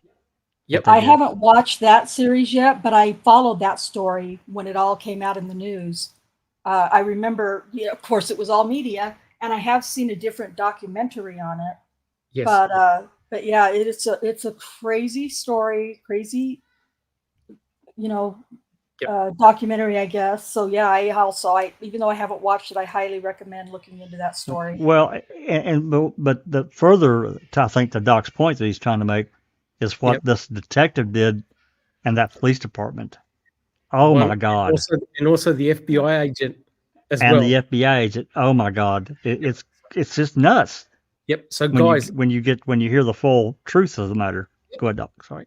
It's a story that no one would believe. No one. Absolutely no one. Right? You must watch it because there are parallels to this case. If you thought this case was bizarre, it doesn't hold a candle to what happened. I think her name was Denise Huskins, the kidnapping of Denise Huskins. You look at it and you go, nah, this is all bullshit. And then, I won't spoil it, but the ending, what actually happened, will blow your mind. Will blow your mind. And it goes to show how each of us have got our own prejudices, our own bias, and that includes Kratz. And in my opinion, just an opinion, Bobby Dassey was used as a tool to get to Stephen Avery. Of course, poor Brendan got roped in as well, and it's just a shocking ending. Jack 61.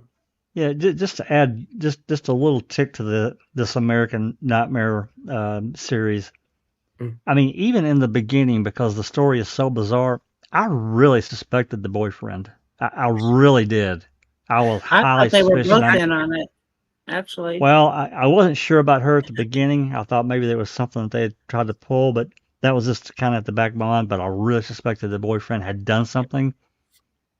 Yeah. God. Correct. But that's the normal thing for a detective to do. Would you agree? Sure. You look at the boyfriend. Well, yeah, to a degree, but I mean, again, I don't want to give too much away. I just think that it went way too far.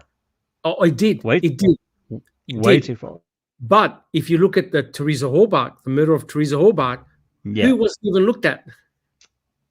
That's right. Right, Ryan Hilligus, Scott Blowdorn, free pass. Yep. Whereas this investigator, he put the screws into the boyfriend big time. He goes, within just a short time too. It didn't take long. Yep, you're lying, you're bullshitting. that narrative never happened. Massive embellishment. You're definitely lying. And then they brought in the FBI guy who did the lie detection test. What did the FBI guy say to the guy? You failed miserably. Yeah, that's right. So please watch it. If you thought this case is bizarre, nothing, right? What investigators go through to get a conviction. You'll be terrified.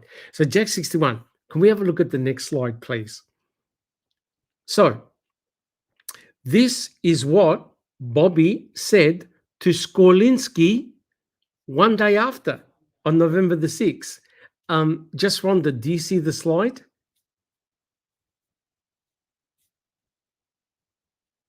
Oh no, she's probably tackling. Yes, I'm sorry, I do. I'm You do? typing, so. S7, Sorry. would you like to read it out? So this is what Stephen said to Skorlinski one day after. Let's go for it, guys. Okay. Avery also said that Bobby was home during this time because he saw Bobby's Blazer parked over at Barb's house.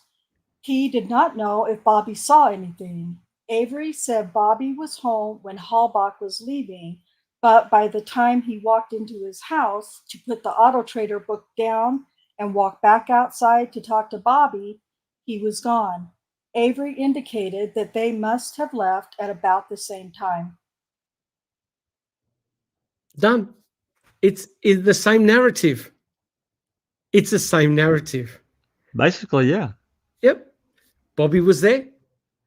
When Stephen came back out, Bobby was gone. Teresa was gone. There's no bizarre embellishment or let's make the story more convoluted. No. Now, if you're Stephen, from Stephen's perspective, put yourself in his shoes. If he's telling the truth, that's all he knows about Teresa Halbach. She came, took some pictures, he paid her, she gave him a magazine, he saw her leave. That's it. He knows nothing else. Nothing. Guys, would you agree? If Stephen is innocent, he knows nothing. Nothing about what happened. Would you guys agree? Jack 61. Yeah. Yep. That's it. Okay. But Kratz could not let this go, right? Stephen is their primary suspect, right? So that's why I believed he used Bobby to convince Bobby that, he had seen Teresa walk towards Stephen's trailer, and that's it, right? So he becomes a star witness, and that's why Kathleen Zellner is going after him. Now, let's have a look at the next slide. This is when Bobby started to put 2 and 2 together, and this is when the investigators would have started to work on Bobby. Can we have a look at the next slide, please? This is slide 30E1. I'll just wait for Jack 61. Oops. I don't Yep. know why No that. hassles. I don't know why that. Oh, I know why. Sorry, I fixed that. Yep. Just no one hassles. second. Yep. Let me pop that up. Let me pop this off and I'll pop it right back on. No hassles. It'll be slide 30E1. Yep. So November the 5th and the 6th, of course, are very, very important days. November the 5th, of course, is the day that in the morning, Tom Sawinski sees the 2 gentlemen, the 2 males pushing the RAV4 onto the Avery salvage yard, and eventually he mentions Bobby Dassey, right? But on that morning at about 10:30 is when Pam of God finds the RAV4, right? So now the detectives want to get to the heart of the matter. They want to start questioning people. I don't recall. Do you see this? Do you see the slide? I do. Yep. So this is Deidre, and he's talking with Lenk, right, on November the 5th. Now, do you want to start reading it? Can you start reading the document? Okay. Let's go for it. On Saturday, November 5th, 2005, at 14:57 hours, sometime after arriving back from the Earl Avery residence, I, Deidring, was contacted by James Link, Manitowoc County Sheriff's Department. Link indicated that a member of the Manitowoc County Sheriff's Department had contact with Stephen Avery's fiancée, identified as Jody Stokowski. Jody told the individual from law enforcement she spoke with that in telephone conversation she had with Stephen Avery, Stephen told her Bobby Dassey had had contact with Teresa Hallback after Stephen did. It should be noted that Jody Stokowski is currently housed in the Manitowoc County Jail, that Barb Yonda is Stephen Avery's sister, and that Bobby Dassey is Barb Yonda's son.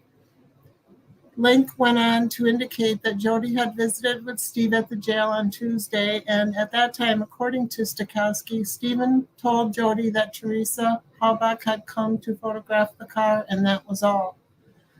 According to Link, Jody Stokowski indicated that on Friday contact was made between Jody and Stephen, and at that time, Stephen indicated that Bobby had seen Teresa after Stephen had. Investigation continues. Uh-oh. So you can see very early onto the investigation, Stephen tells his fiancee Jody, "Oh no, Bobby saw Teresa after I did." So he's already mentioned Bobby Dassey's name already. Now, why would Stephen do that? And any idea? Is he hiding guilt, or is he stating a fact, or what? I mean, if you just take the statement as is, it just sounds like he's repeating or she's repeating back what he told her. I'm not seeing any real deceit in this statement here. Right, but it is Stephen being nefarious, or Stephen telling it as it is? Hey, when I went to go and see Teresa Paya, Bobby was home. When I went inside and came back out, Bobby was gone. Well, if Teresa was still out there, then Bobby must have seen her. And in actual fact, potentially he was correct, because when Bobby came out, he saw the RAV, and Teresa was probably sitting in the RAV4, right? So did Stephen say anything wrong or out of place, or did he just say it as it is? I mean, just looking at this statement here, this looks like he's just saying it as he remembered it. Yep. I think more it's what was it Blaine that said, or the other one, the older one, Brian that said that. I think he had probably said that to Stephen. Probably told him that. Okay. Maybe. Okay. Yep. And then he relayed that to Jody. Okay. Interesting. Well, of course, since Bobby Dassey's name got mentioned, what do you think Deidring's going to do? Deidring's going to talk to Bobby Dassey. Could we have the next slide, please, Jack 61? So yes, before I put that up, I just want to make mention, and I think I just think it needs to be added in. Remember, in the dispatcher radio traffic, there was a mention of Bobby on the 5th. His name was brought up in some capacity. Now that might not mean shit. I'm just saying his name was mentioned by Manitowoc. I'm sure it was Manitowoc in the phone calls or dispatch, whatever. And here's the next slide. Here we go. Beautiful. So now, because Stephen had mentioned Bobby Dassey's name to Jody, Deidring wants to know what the hell's going on. So they interview Bobby, right? And have a look what Bobby says, right? Can we have a look at the so this is November the 5th. Remember, Bobby wanted to pick up his black Labrador, right? And so Deidring talks to him. I think there's an intersection that they blocked. So let's go over what Bobby now tells Deidring. It's the next slide, Jack 61. And is Miss Forcum, is she able to read or can't do any reading? No, I have it on I good know. authority that Mrs. Forcum or Mrs. Doesn't want to do Okay. any reading or speaking. Okay. Jack 61, do you see the slide? Absolutely. Would you like to read it, please? This is Bobby, what Bobby tells Deidre on November the 5th. November the 5th. Let's go for it. Bobby indicated that on Monday, 10/31/05, he woke up between 1400 and 1430, between 2 and 2:30 hours. He stated that he looked out his family's mobile home window and observed a little SUV, which he described as being either teal or blue in color. He stated he observed the vehicle stop and a female exit that unit and photograph a maroon van, which his mother is attempting to sell.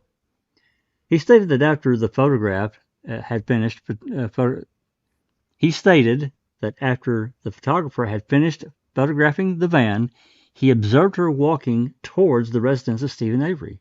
This residence is located immediately west of Desi's home. He stated that she was seen walking, quote unquote, towards the porch. He stated the photographer spent approximately 5 minutes photographing the vehicle. Bobby stated that he left for deer bow hunting at approximately 14:45, so 2:45 to 3 p.m. hours. He stated that the teal vehicle was still there when he left. He stated that he arrived home at dark or shortly thereafter. He did estimate the time as 16:45 hours. That's 4:45 p.m. He stated that when he arrived home, the blue or teal colored SUV was gone. Bobby was asked to describe the female who he saw walking towards Steve's porch. He described her as being skinny with brownish hair, wearing a dark-colored waist-length coat. He indicated that he did not know if she was wearing glasses. He did not know what kind of trousers she was wearing. Bobby indicated when he came out of the residence to go to his truck, he did not see the lady. Bobby stated that he was understanding that the lady had been to Avery's property 4 to 5 different times in the past 12 months to photograph units that Steve wished to sell in the Auto Trader magazine. Bobby indicated he was never in the teal or blue colored SUV and he had never touched the vehicle. Bobby stated that his vantage point of the vehicle and the young lady was from his mother's mobile home, which he estimated to be approximately 60 yards away from where the van was parked. Bobby indicated that on that Monday, 10/31/05, was the first time he had seen the female photographer. Bobby indicated that as he was traveling on State Highway 147 towards the property he hunts deer on, he did observe an individual known to him as Scott Taddick. Bobby indicated Scott would be able to verify precisely what time he had seen Bobby. Bobby stated that no one was in his vehicle with him.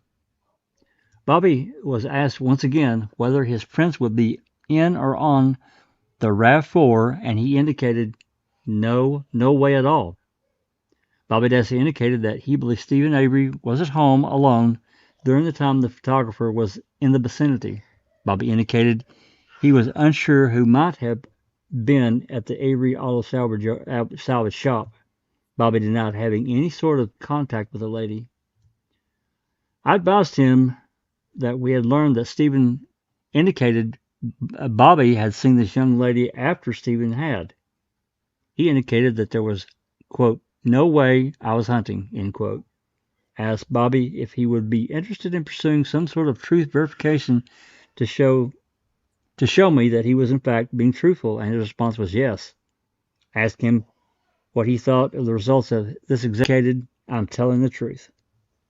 All right, just before you read the next page. So the impression you get from that is that he was aware of the time frame that Teresa was there. Would you agree? He says about 5 minutes. Yes, that's right. But that's deceptive.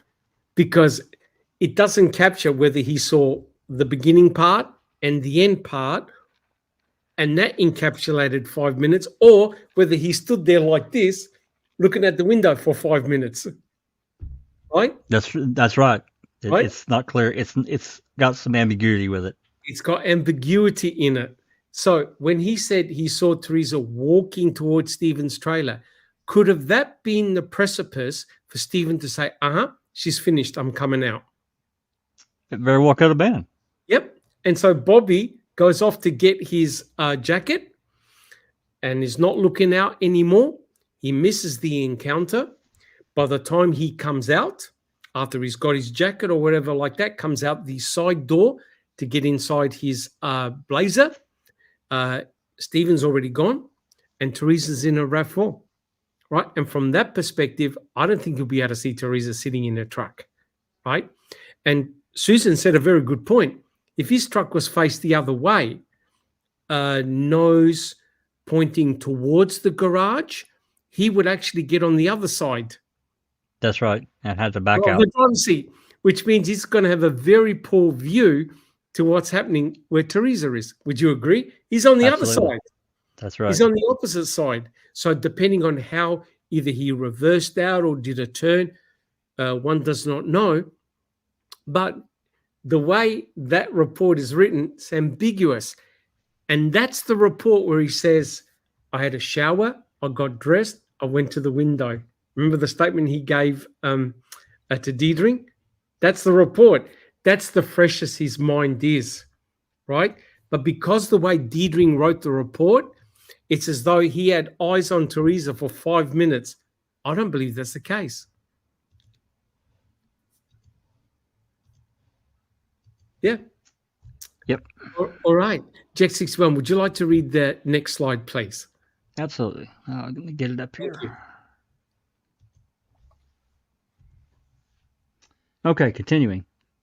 I asked Mr. Dassey why Stephen Avery would say that Bobby was the last one to see the photographer.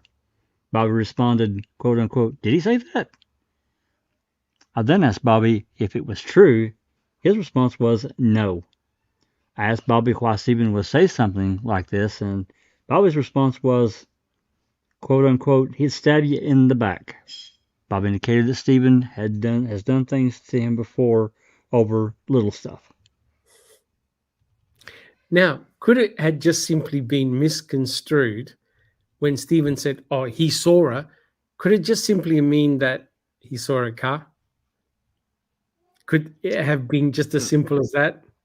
It's I.e., possible. when I went inside, Teresa was still back there, getting in her vehicle or writing down a note or whatever.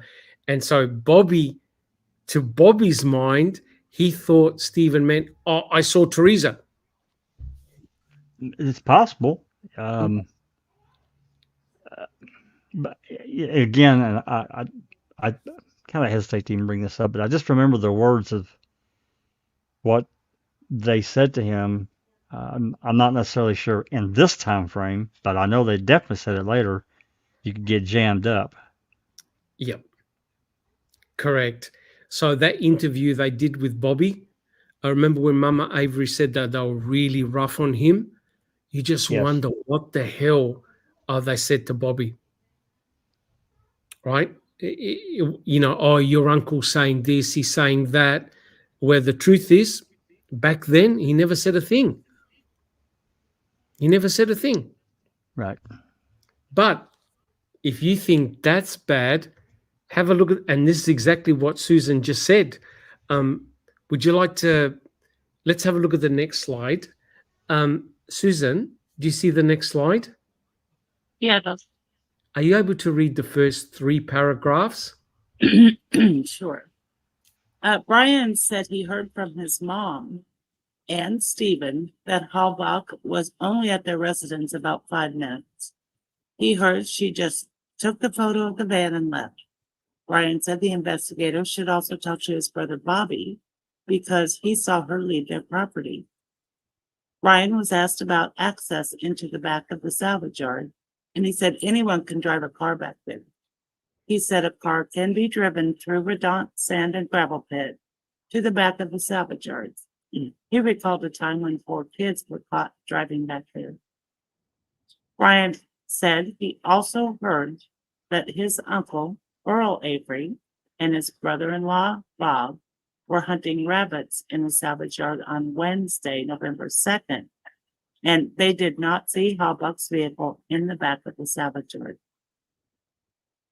Okay, so this has caused a lot of controversy. A lot of people are very upset about this, about what Brian said, because Bobby Dassey has denied it. Bobby said, I never spoke to my brother Brian. I never said that I saw her leave, right? And remember that heated phone call between Stephen Avery, Barb, and Scott Tadich, that real heated one that Oh, yeah. everyone exploded, right? October 2017. What Yeah. was the date of this interview, Doc? The 6th, Okay. November the 6th. This is a DCI report, right? And so quite clearly, very early on in the investigation, Bobby's name is front and center, right? Now, the question is, did Brian actually hear that from Stephen or his mum and just simply relayed what Stephen had said? Because remember, Stephen said, I think Bobby was the last one to see Teresa. Did Brian just simply hear that and echo it, right? So quite clearly, Bobby now is front and center, right? Because the implication was, hey, I saw Teresa leave. Bobby, you left when Teresa did, about that time frame. And now you've got Brian recanting or recalling either what he heard, because Bobby Dassey said, I never said that to my brother. Do we have any comments? Susan. Well,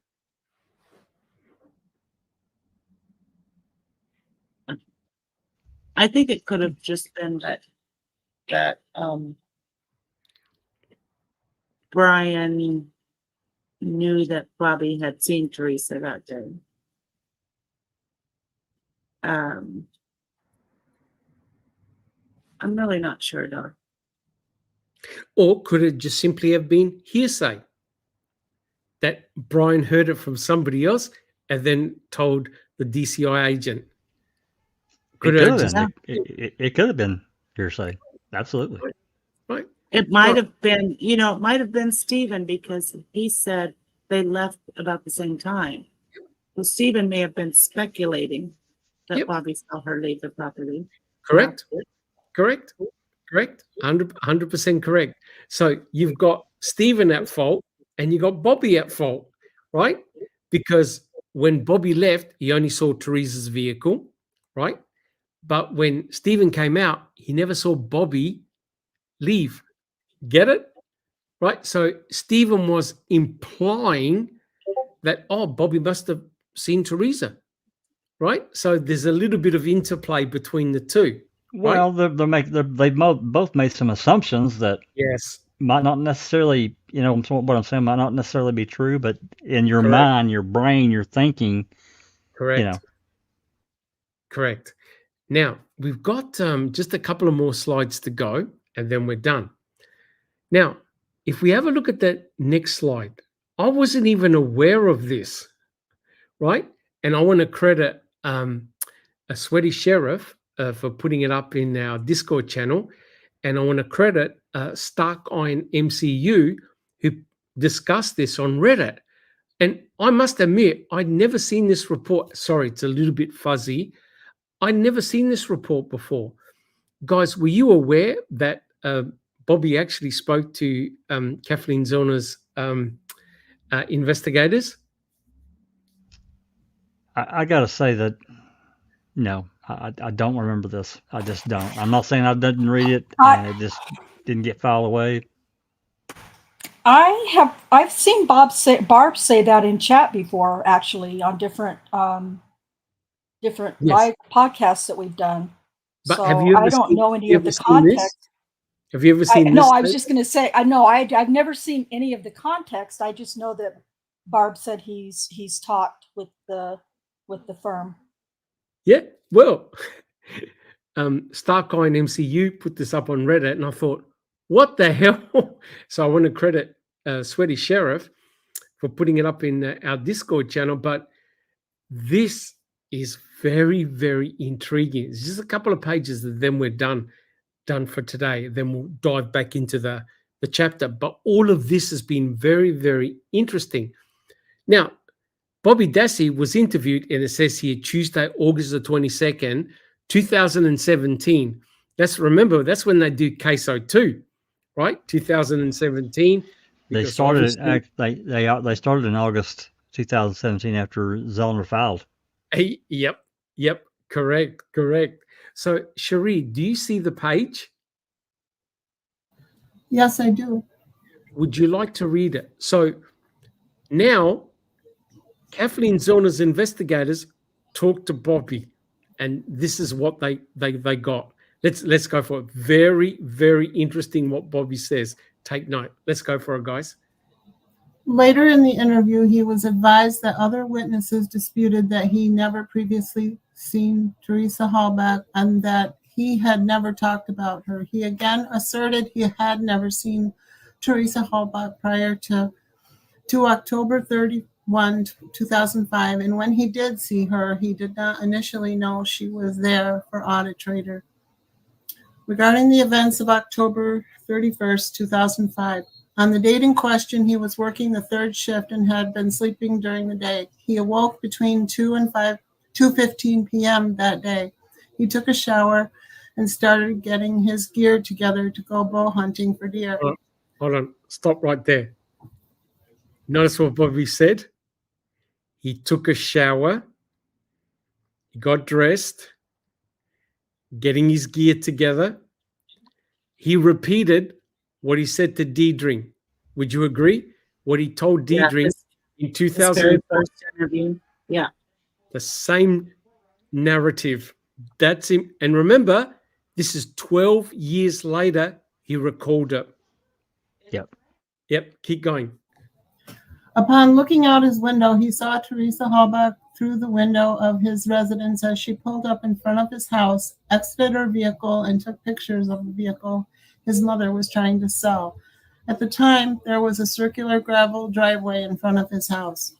He claimed when he saw her pull up and get out of the vehicle, he did not know why she was at his house. He watched her for maybe 10 seconds. 10 seconds.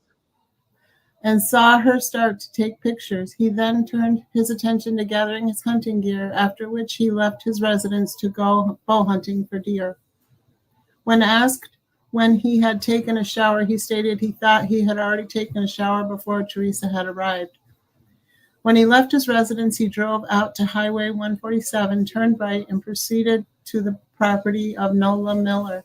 He stated that he did not see Nola Miller that day or advised her specifically that he was hunting on her property that day. He further stated that he hunted alone. When he left to go bow hunting, Teresa Halbach's car was still parked in front of his house in the part of the driveway farthest away from the house. He claimed on his way to Nola Miller's property, he passed Scott Taddock on Highway 147, stating Taddock was driving west on Highway 147. He bow hunted until shortly before 5 p.m., 15 minutes before sunset, and returned home. When he returned home, he did not see Teresa Halbach or her vehicle. Okay. You notice what he said, right? 12 years later, he said he had a shower. He was getting his gear ready. He saw Teresa Halbach for about 10 seconds. And he turned his attention to getting ready for bow hunting, which is exactly what we went through at the beginning. Right, guys? He only noticed her. That's right. Drive up, take some pictures. His attention was to get ready to go bow hunting, right? He wasn't standing there for 5 minutes.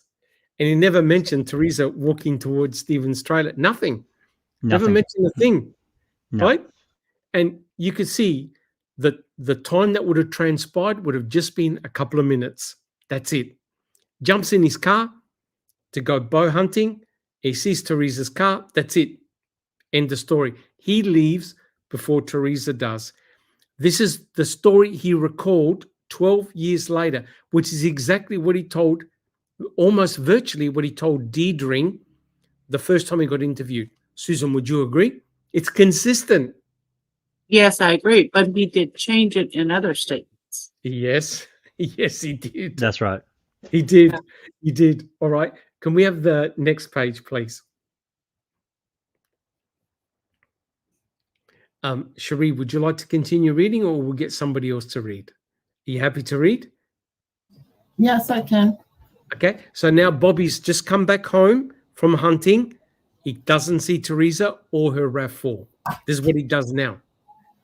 He stated he then laid down and took a nap. He was home until around 10 p.m. when he left for work. When he left for work, there was a fire burning behind Stephen Avery's garage. He was not sure who, if anyone, was at the fire and claimed he did not speak with Stephen Avery. He could not recall if he saw or spoke to Brendan Dassey. Regarding who left the Avery property first, throughout the interview, he claimed Teresa Halbach's car was still parked in front of his house when he left.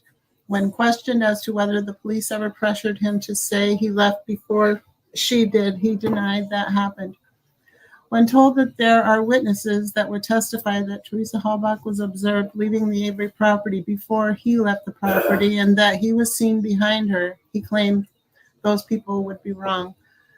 When informed that witnesses would say that he told them she left before he did, he denied ever saying that to anyone.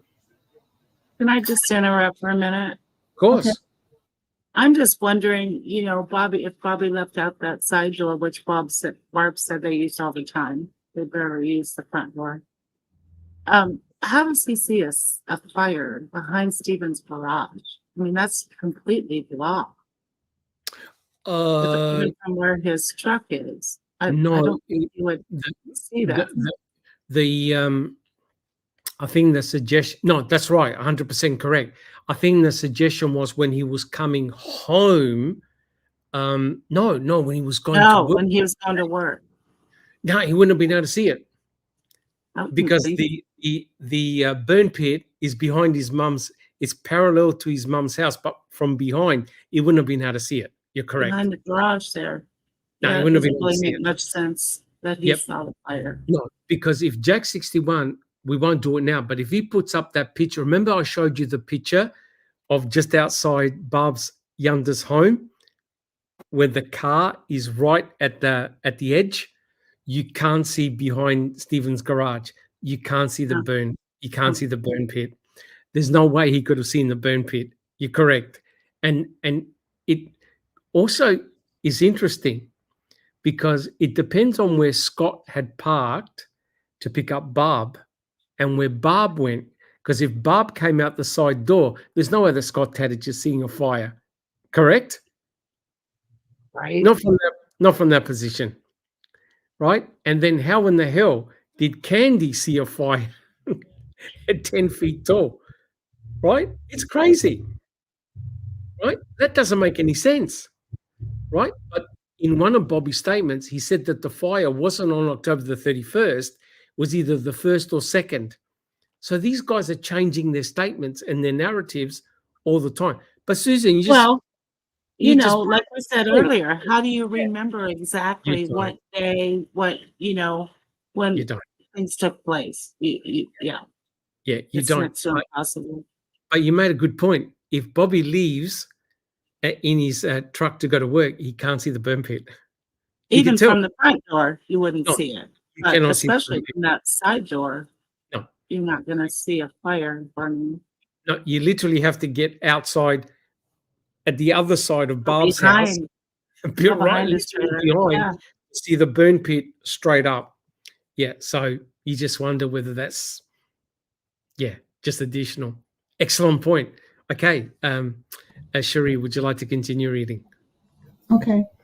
Regarding statements after reviewing reports and testimony, Bobby Dassey was allowed to review his trial testimony and was shown police reports from his interviews with the police.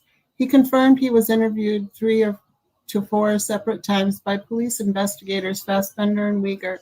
In each instance, he was interviewed alone with the officers and in a vehicle. The detectives never told him he was a suspect. He never felt like a suspect. However, he didn't trust them. He also stated that he didn't trust the Kirby investigator either. He admitted that reading the reports in his testimony refreshed his memory that he took a shower after initially seeing Teresa Halbach arrive. He spent 3 to 4 minutes showering, after which he dressed and left to go bow hunting for deer. He acknowledged after reading the reports and trial transcripts that on October 31st, 2005, he owned a black Blazer, but denied ever having her come out to photograph it. Yep. So notice, guys, what he's now done. He's changed his narrative about the shower, right? Because he can't change what he said in court, right? Because That's otherwise right. he'll be perjuring himself. Perjury. That's right. I will say, but notice what Kratz did. Kratz expanded the time to 15 minutes. Look what Bobby said, 3 or 4 minutes. So are we to believe that he had a super quick shower in 3 to 4 minutes, got dressed, and then went out to go bow hunting? Or what's more believable, he had a shower, he was dressed, he was at the dining room window, probably on his way to the laundry, and he saw Teresa roll up. That seems to be more plausible rather than the now inserting the shower narrative in between when he saw Teresa and when he left. That doesn't make any sense, does it? What do you think, guys? I think it makes less sense. Yeah.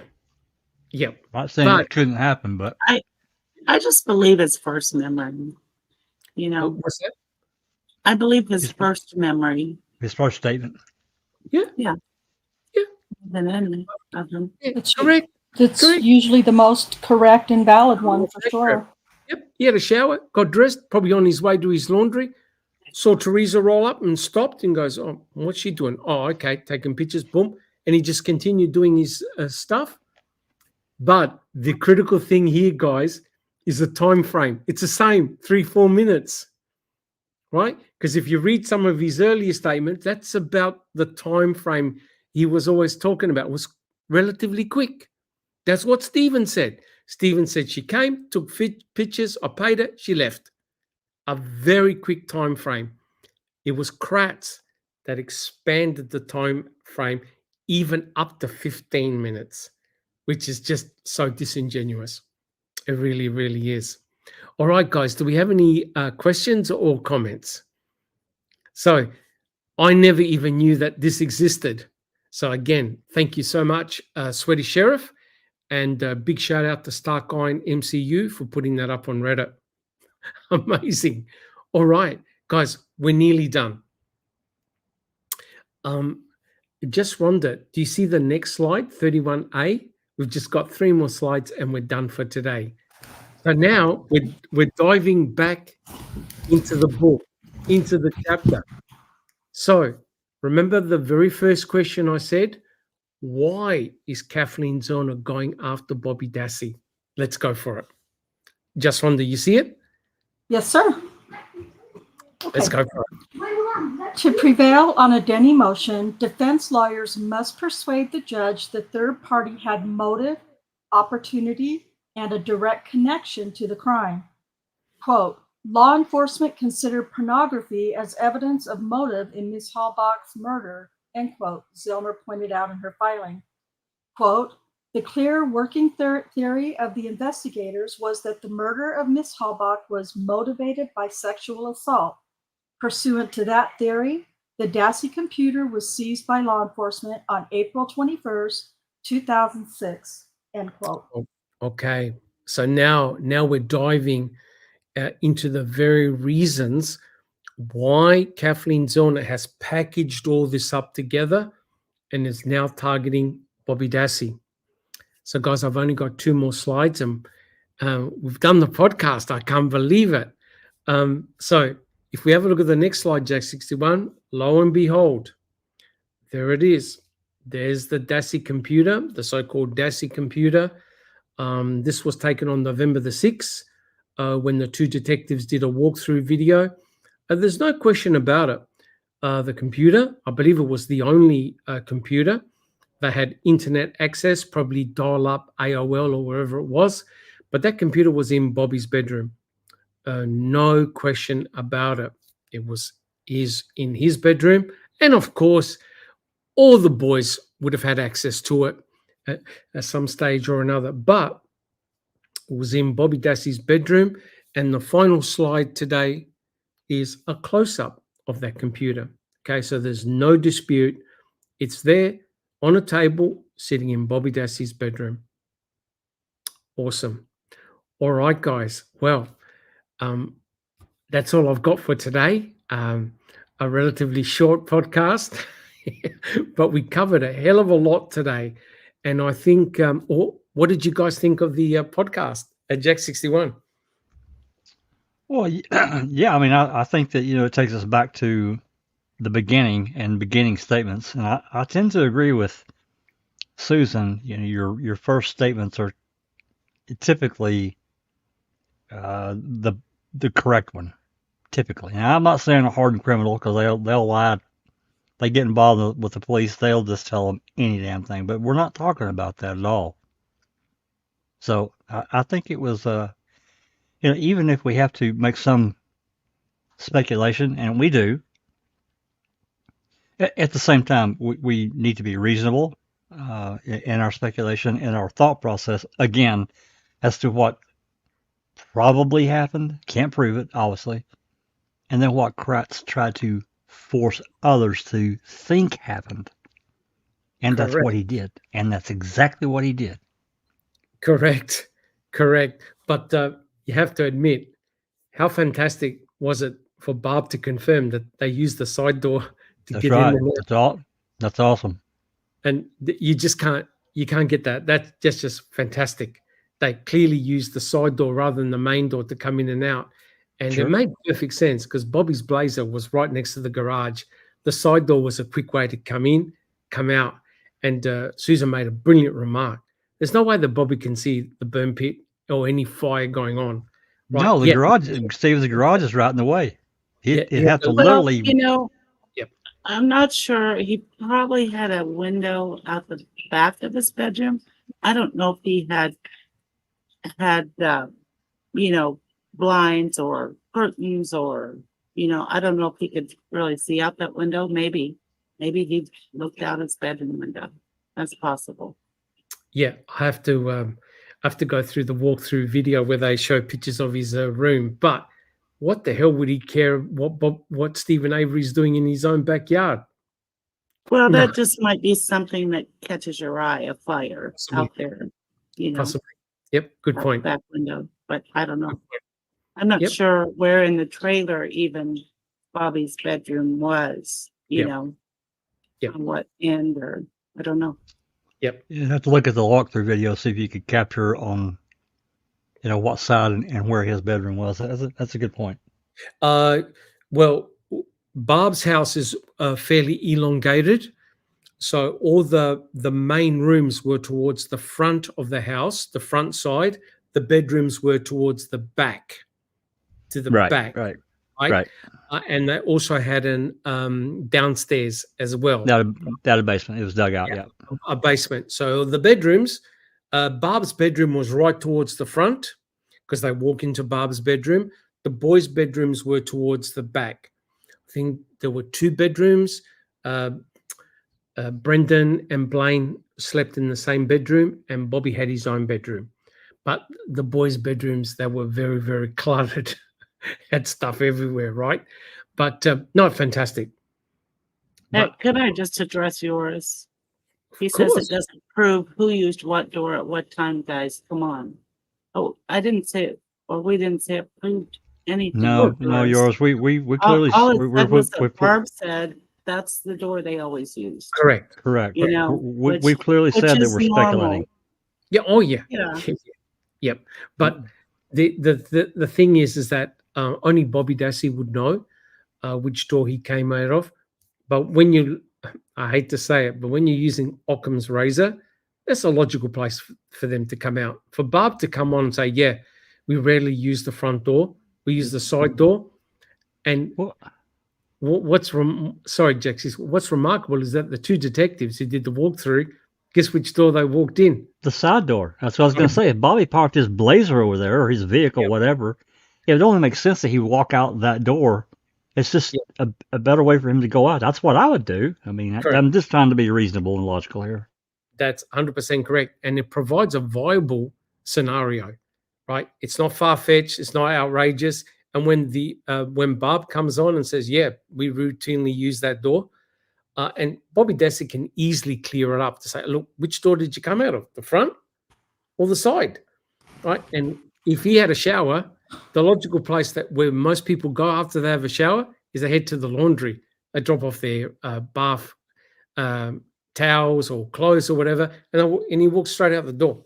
That's the quickest way. But the important thing is it provides an alternative, and it's reasonable and it's not outrageous. I'm not saying that Bobby came out the side door, but it's not an outrageous proposition, and it could have actually happened. And that provides a clue and an answer as why Bobby never saw the encounter. Okay. What about you, just Rhonda? Okay, I have two things. Is this the time where we get to like give a the podcast is done. The podcast is done. First thing, and I know this isn't the way it is for everybody. I'm just saying for me and my family, our first home that my first husband and I had with our 6 kids was it wasn't as long as Barb's, but it was the same kind of setup. We had a front door and we had a carport to the left of that. And we parked our cars on the carport, and we had a side door that went from the side of the house to the carport. We never used our front door. In fact, our front door was always locked unless somebody knocked on it or rang the doorbell. Otherwise, we never used our front door either. We just used the side door. Going in and out of the house, whether we were going somewhere or not, we used the side door. It was where, I had 5 boys. And so them try anything, any dirt, any mud, anything, their bodies, their dirty, stinky little bodies through my front door on new carpet. So we used our side door all the time for everything except for guests. Okay. So I'm just saying, that's just me and my family. But no. But what is important, just Rhonda, is that when you walk into Barb's house, to the right-hand side is the laundry, and to the left, it looks like a closet where they put dirty jackets or clothing and other heavy articles. Like a mudroom or something. Right. On the left-hand side, that's exactly what you want, right? Yeah. To prevent walking in the house and depositing dirt and stuff. Correct. Yes, absolutely. We didn't have it to the left. My kitchen was to the left. We had stairs right in front of the door that we had the laundry and everything. So my boys, it was just a habit for them to throw all their shit down the stairs, and then I would have to go and gather it. But anyway, that's beside the point.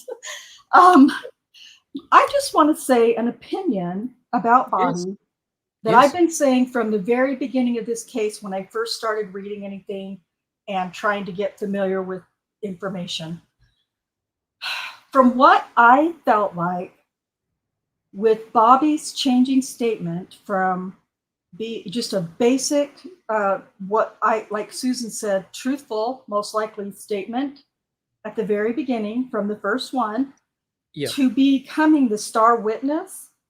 My theory is, and I've said this out loud to people before, and everybody said, no, that I don't think, blah, blah, blah. And that's fine. Nobody has to think the way I'm thinking, but Bobby was still rather young, at least mentally.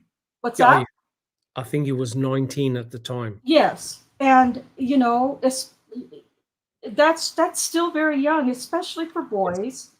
They're not necessarily mentally mature or mentally capable of really understanding the complexities of adult behaviors and adult words and such. And so I believe with all my heart that Kratz and his dirty posse, Fassbender, I believe that Bobby became the star witness because Bobby was threatened by Fassbender and Kratz and whoever else. I believe that they threatened Bobby with whether it could have worked or was going to happen or could happen or would have been legal or anything else.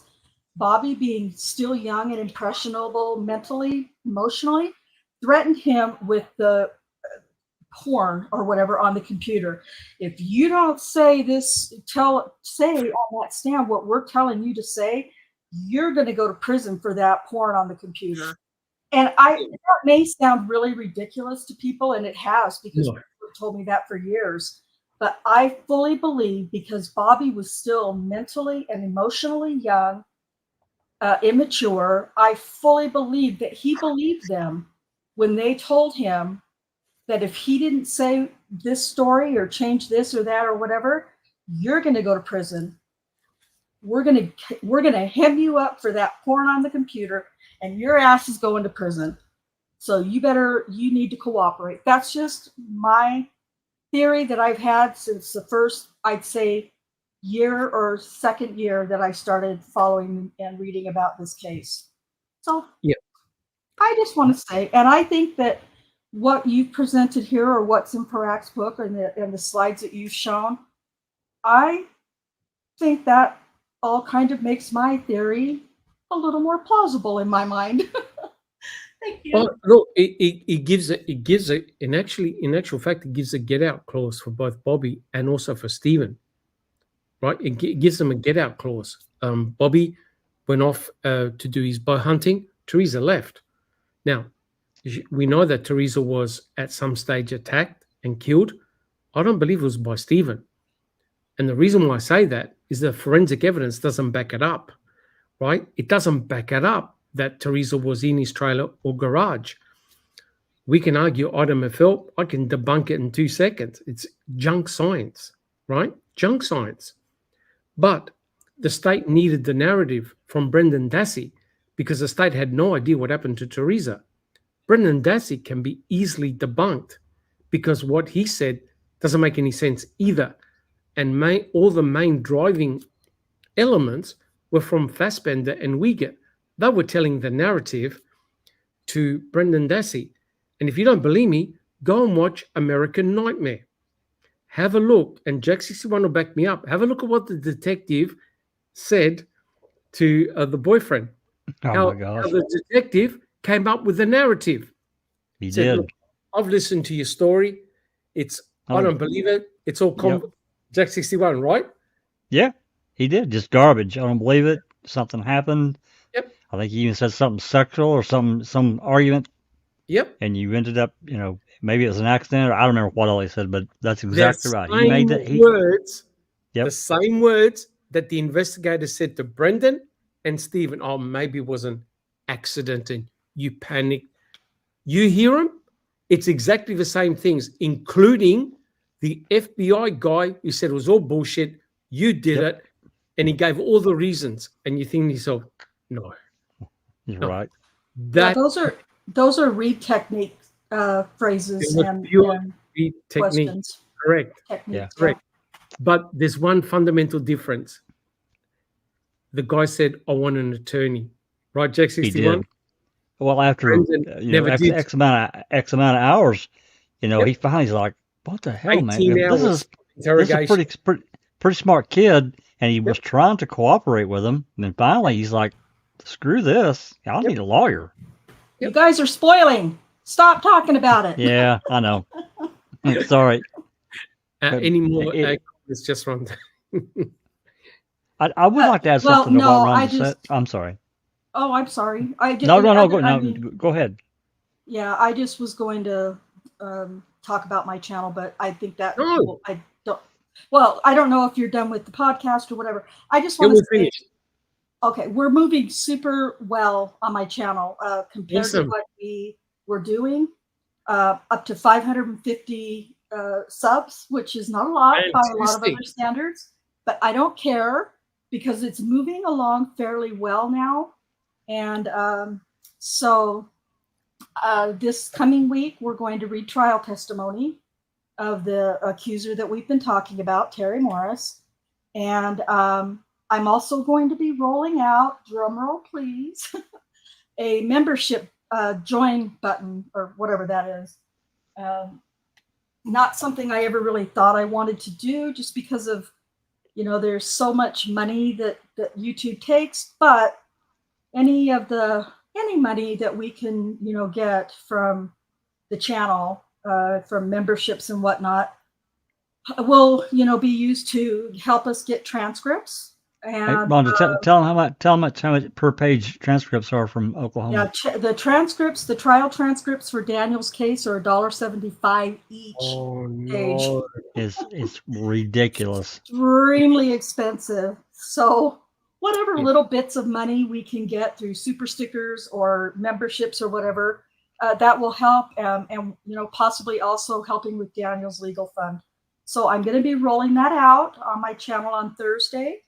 So if you haven't joined my YouTube or my Discord, now is going to be the great time to do it, and help Daniel by subscribing and joining and all that good stuff.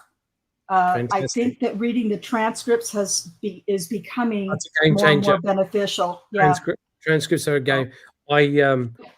Amy gave me a trial transcript of the guy, the forensic guy who did the DNA report. I was able to read it and then compare it with the DNA results, and I wrote down a couple of comments. Oh boy, those trial transcripts are gold. You need them. Yeah, yeah. Absolutely, and that's what all of the what do you want to call them, guilters, I guess, in Daniel's case, same, I guess. It's truthers and guilters on every case. And that's what, a lot of the guilters have said, well, or people trying to research things. There's still a lot in Daniel's case that can't be shared publicly because he's in post-conviction.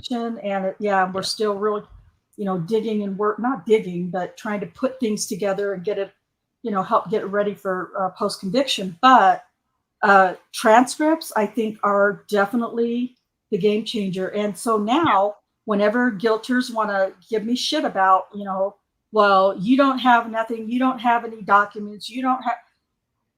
Well, I'm not going to give people my documents or my transcripts that we're buying at this point. So if you want to see and hear the transcripts, come listen to it on the channel and join the Discord, because after we read the transcript on YouTube, we put it in the accuser's room in my Discord. So anyway, so thank you to everybody who already helped us out and already participates, and Jack again for streaming foul play, because it is helping. I think it's helping us to get his case moving along a little bit.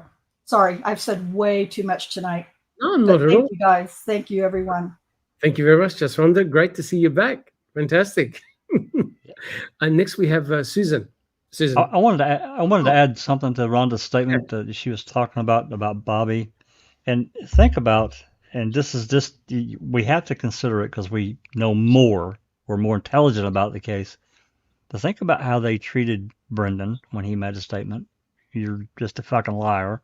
They told him that, I don't know how many times they said that to him. It was a lot. And then what Kayla said in convicting a murderer. They would not listen to what she had to say. They told her, and she said they got angry when she told them this, and this, and wouldn't accept it. So, what did they say to Bobby? I have to ask. What did they say to other people? What did they remember? How Skralinski treated Brendan on November 10th, 2005 at the cabin? He treated him like shit. Yeah.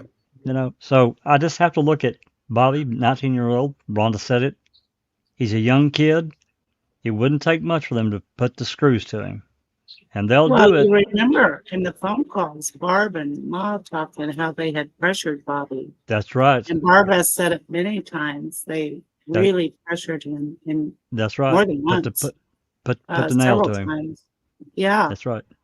And they tried to pressure Radon into changing his fire story. Yeah, into a bigger fire. They were just creating a narrative. Yes. They were trying to get everybody to fit into their narrative, which is what they did successfully with many people. Correct. So, yeah.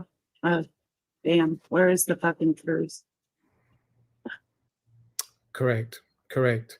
So Any this- more comments, Susan? Any more comments, Susan? I think that's it, Doc. Awesome. Thank you. But, you know, the good thing is we had a really good civil discussion. We covered a lot of things. The important thing is to use official documents. They're not our words. Put them up, discuss them. What's feasible? What's reasonable?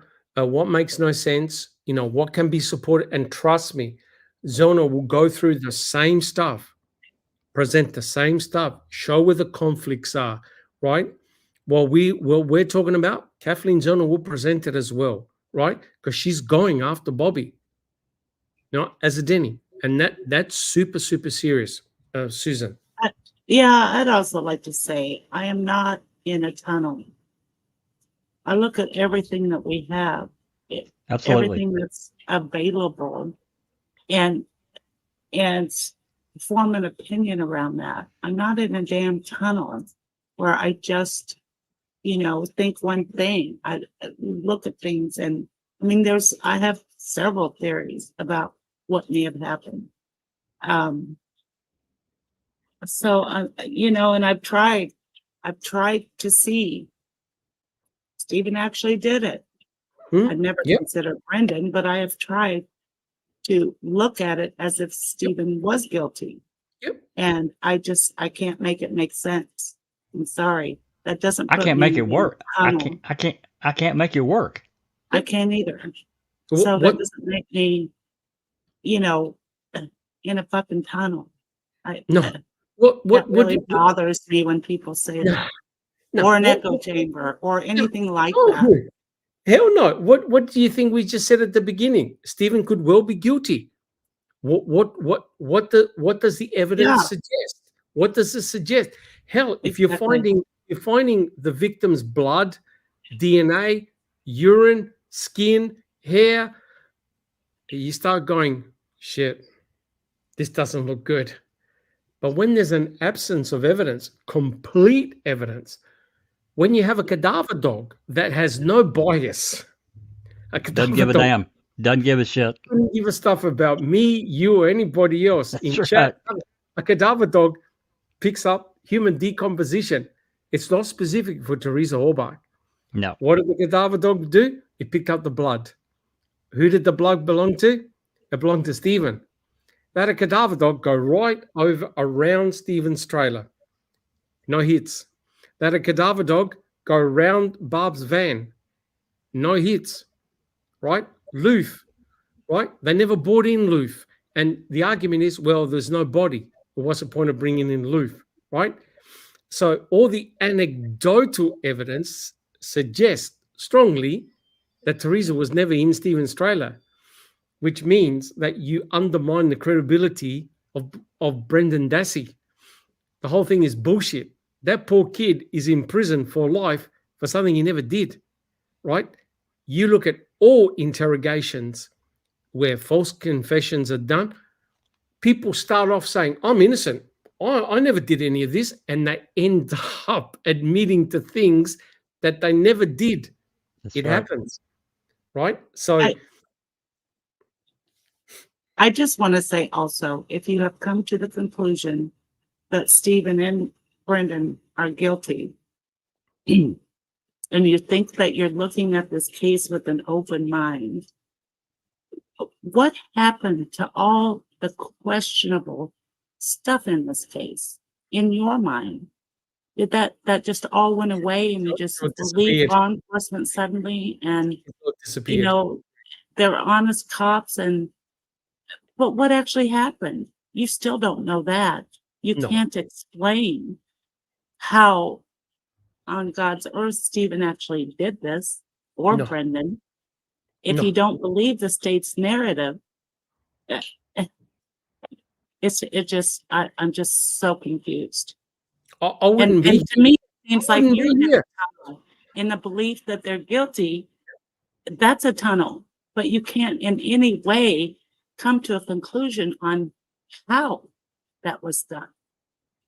But Correct. dismiss all of the lack of evidence and everything else that's so questionable in this case. I'm so confused.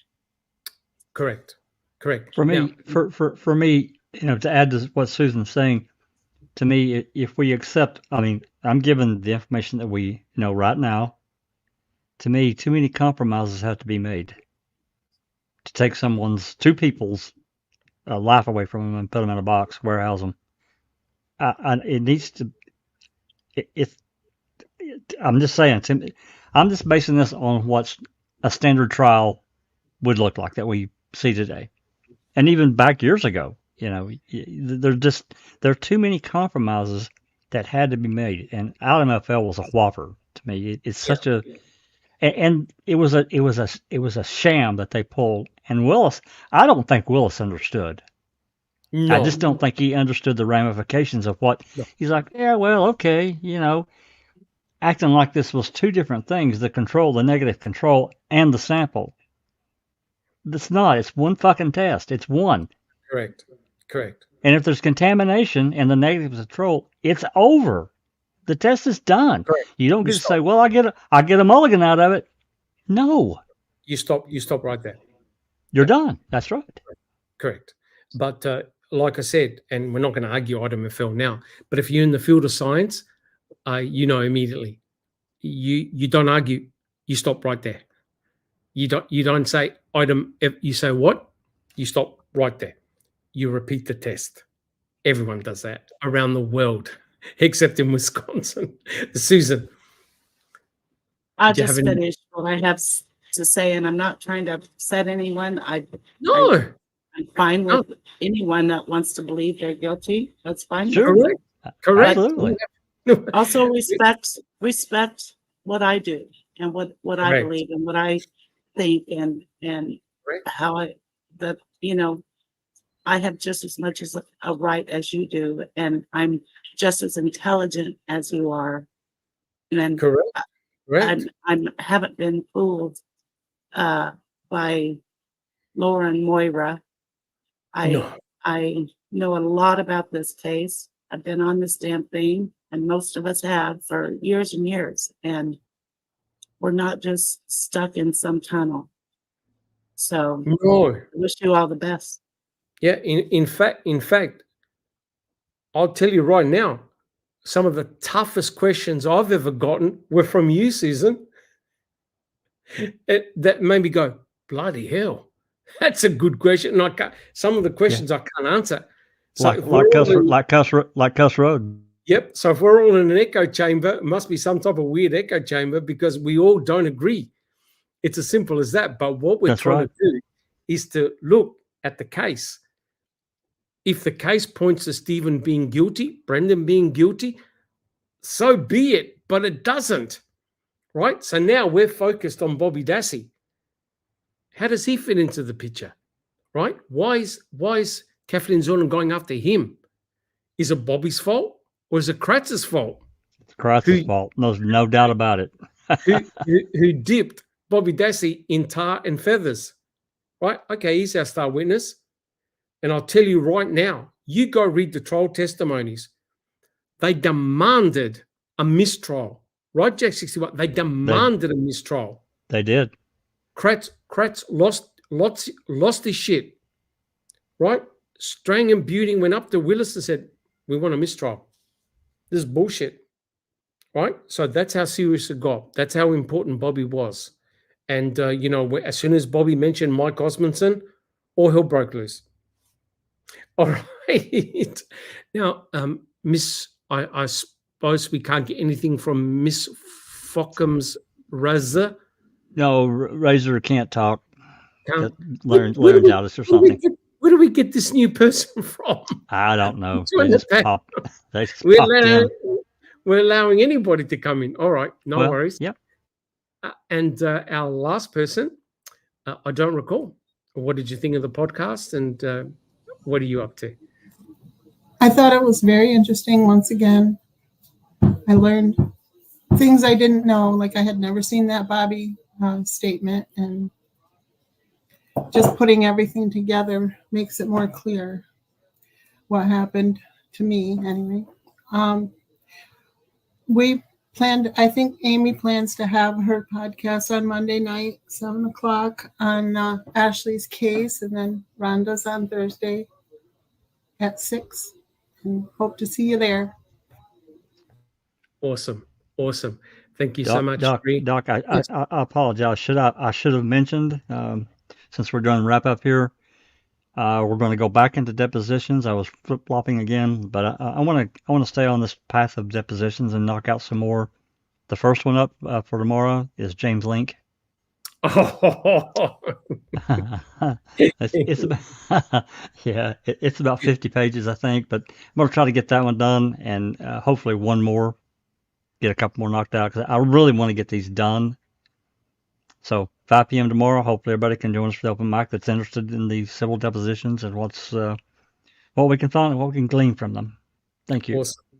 Thank you so much, Jack 61. And again, guys, I'd like to thank everyone on the panel and for their great questions and for their reading. I'd like to thank everyone in chat.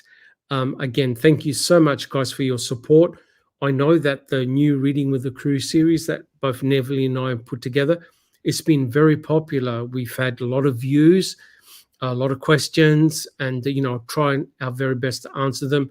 And again, guys, thank you so much. If you enjoy what we do, please subscribe and like and share our podcast. And we'll catch you tomorrow. Thank you so much, guys. I'm Dr. Silkman. I'm from the Foul Play team. Thank you. This has been a Foul Play production.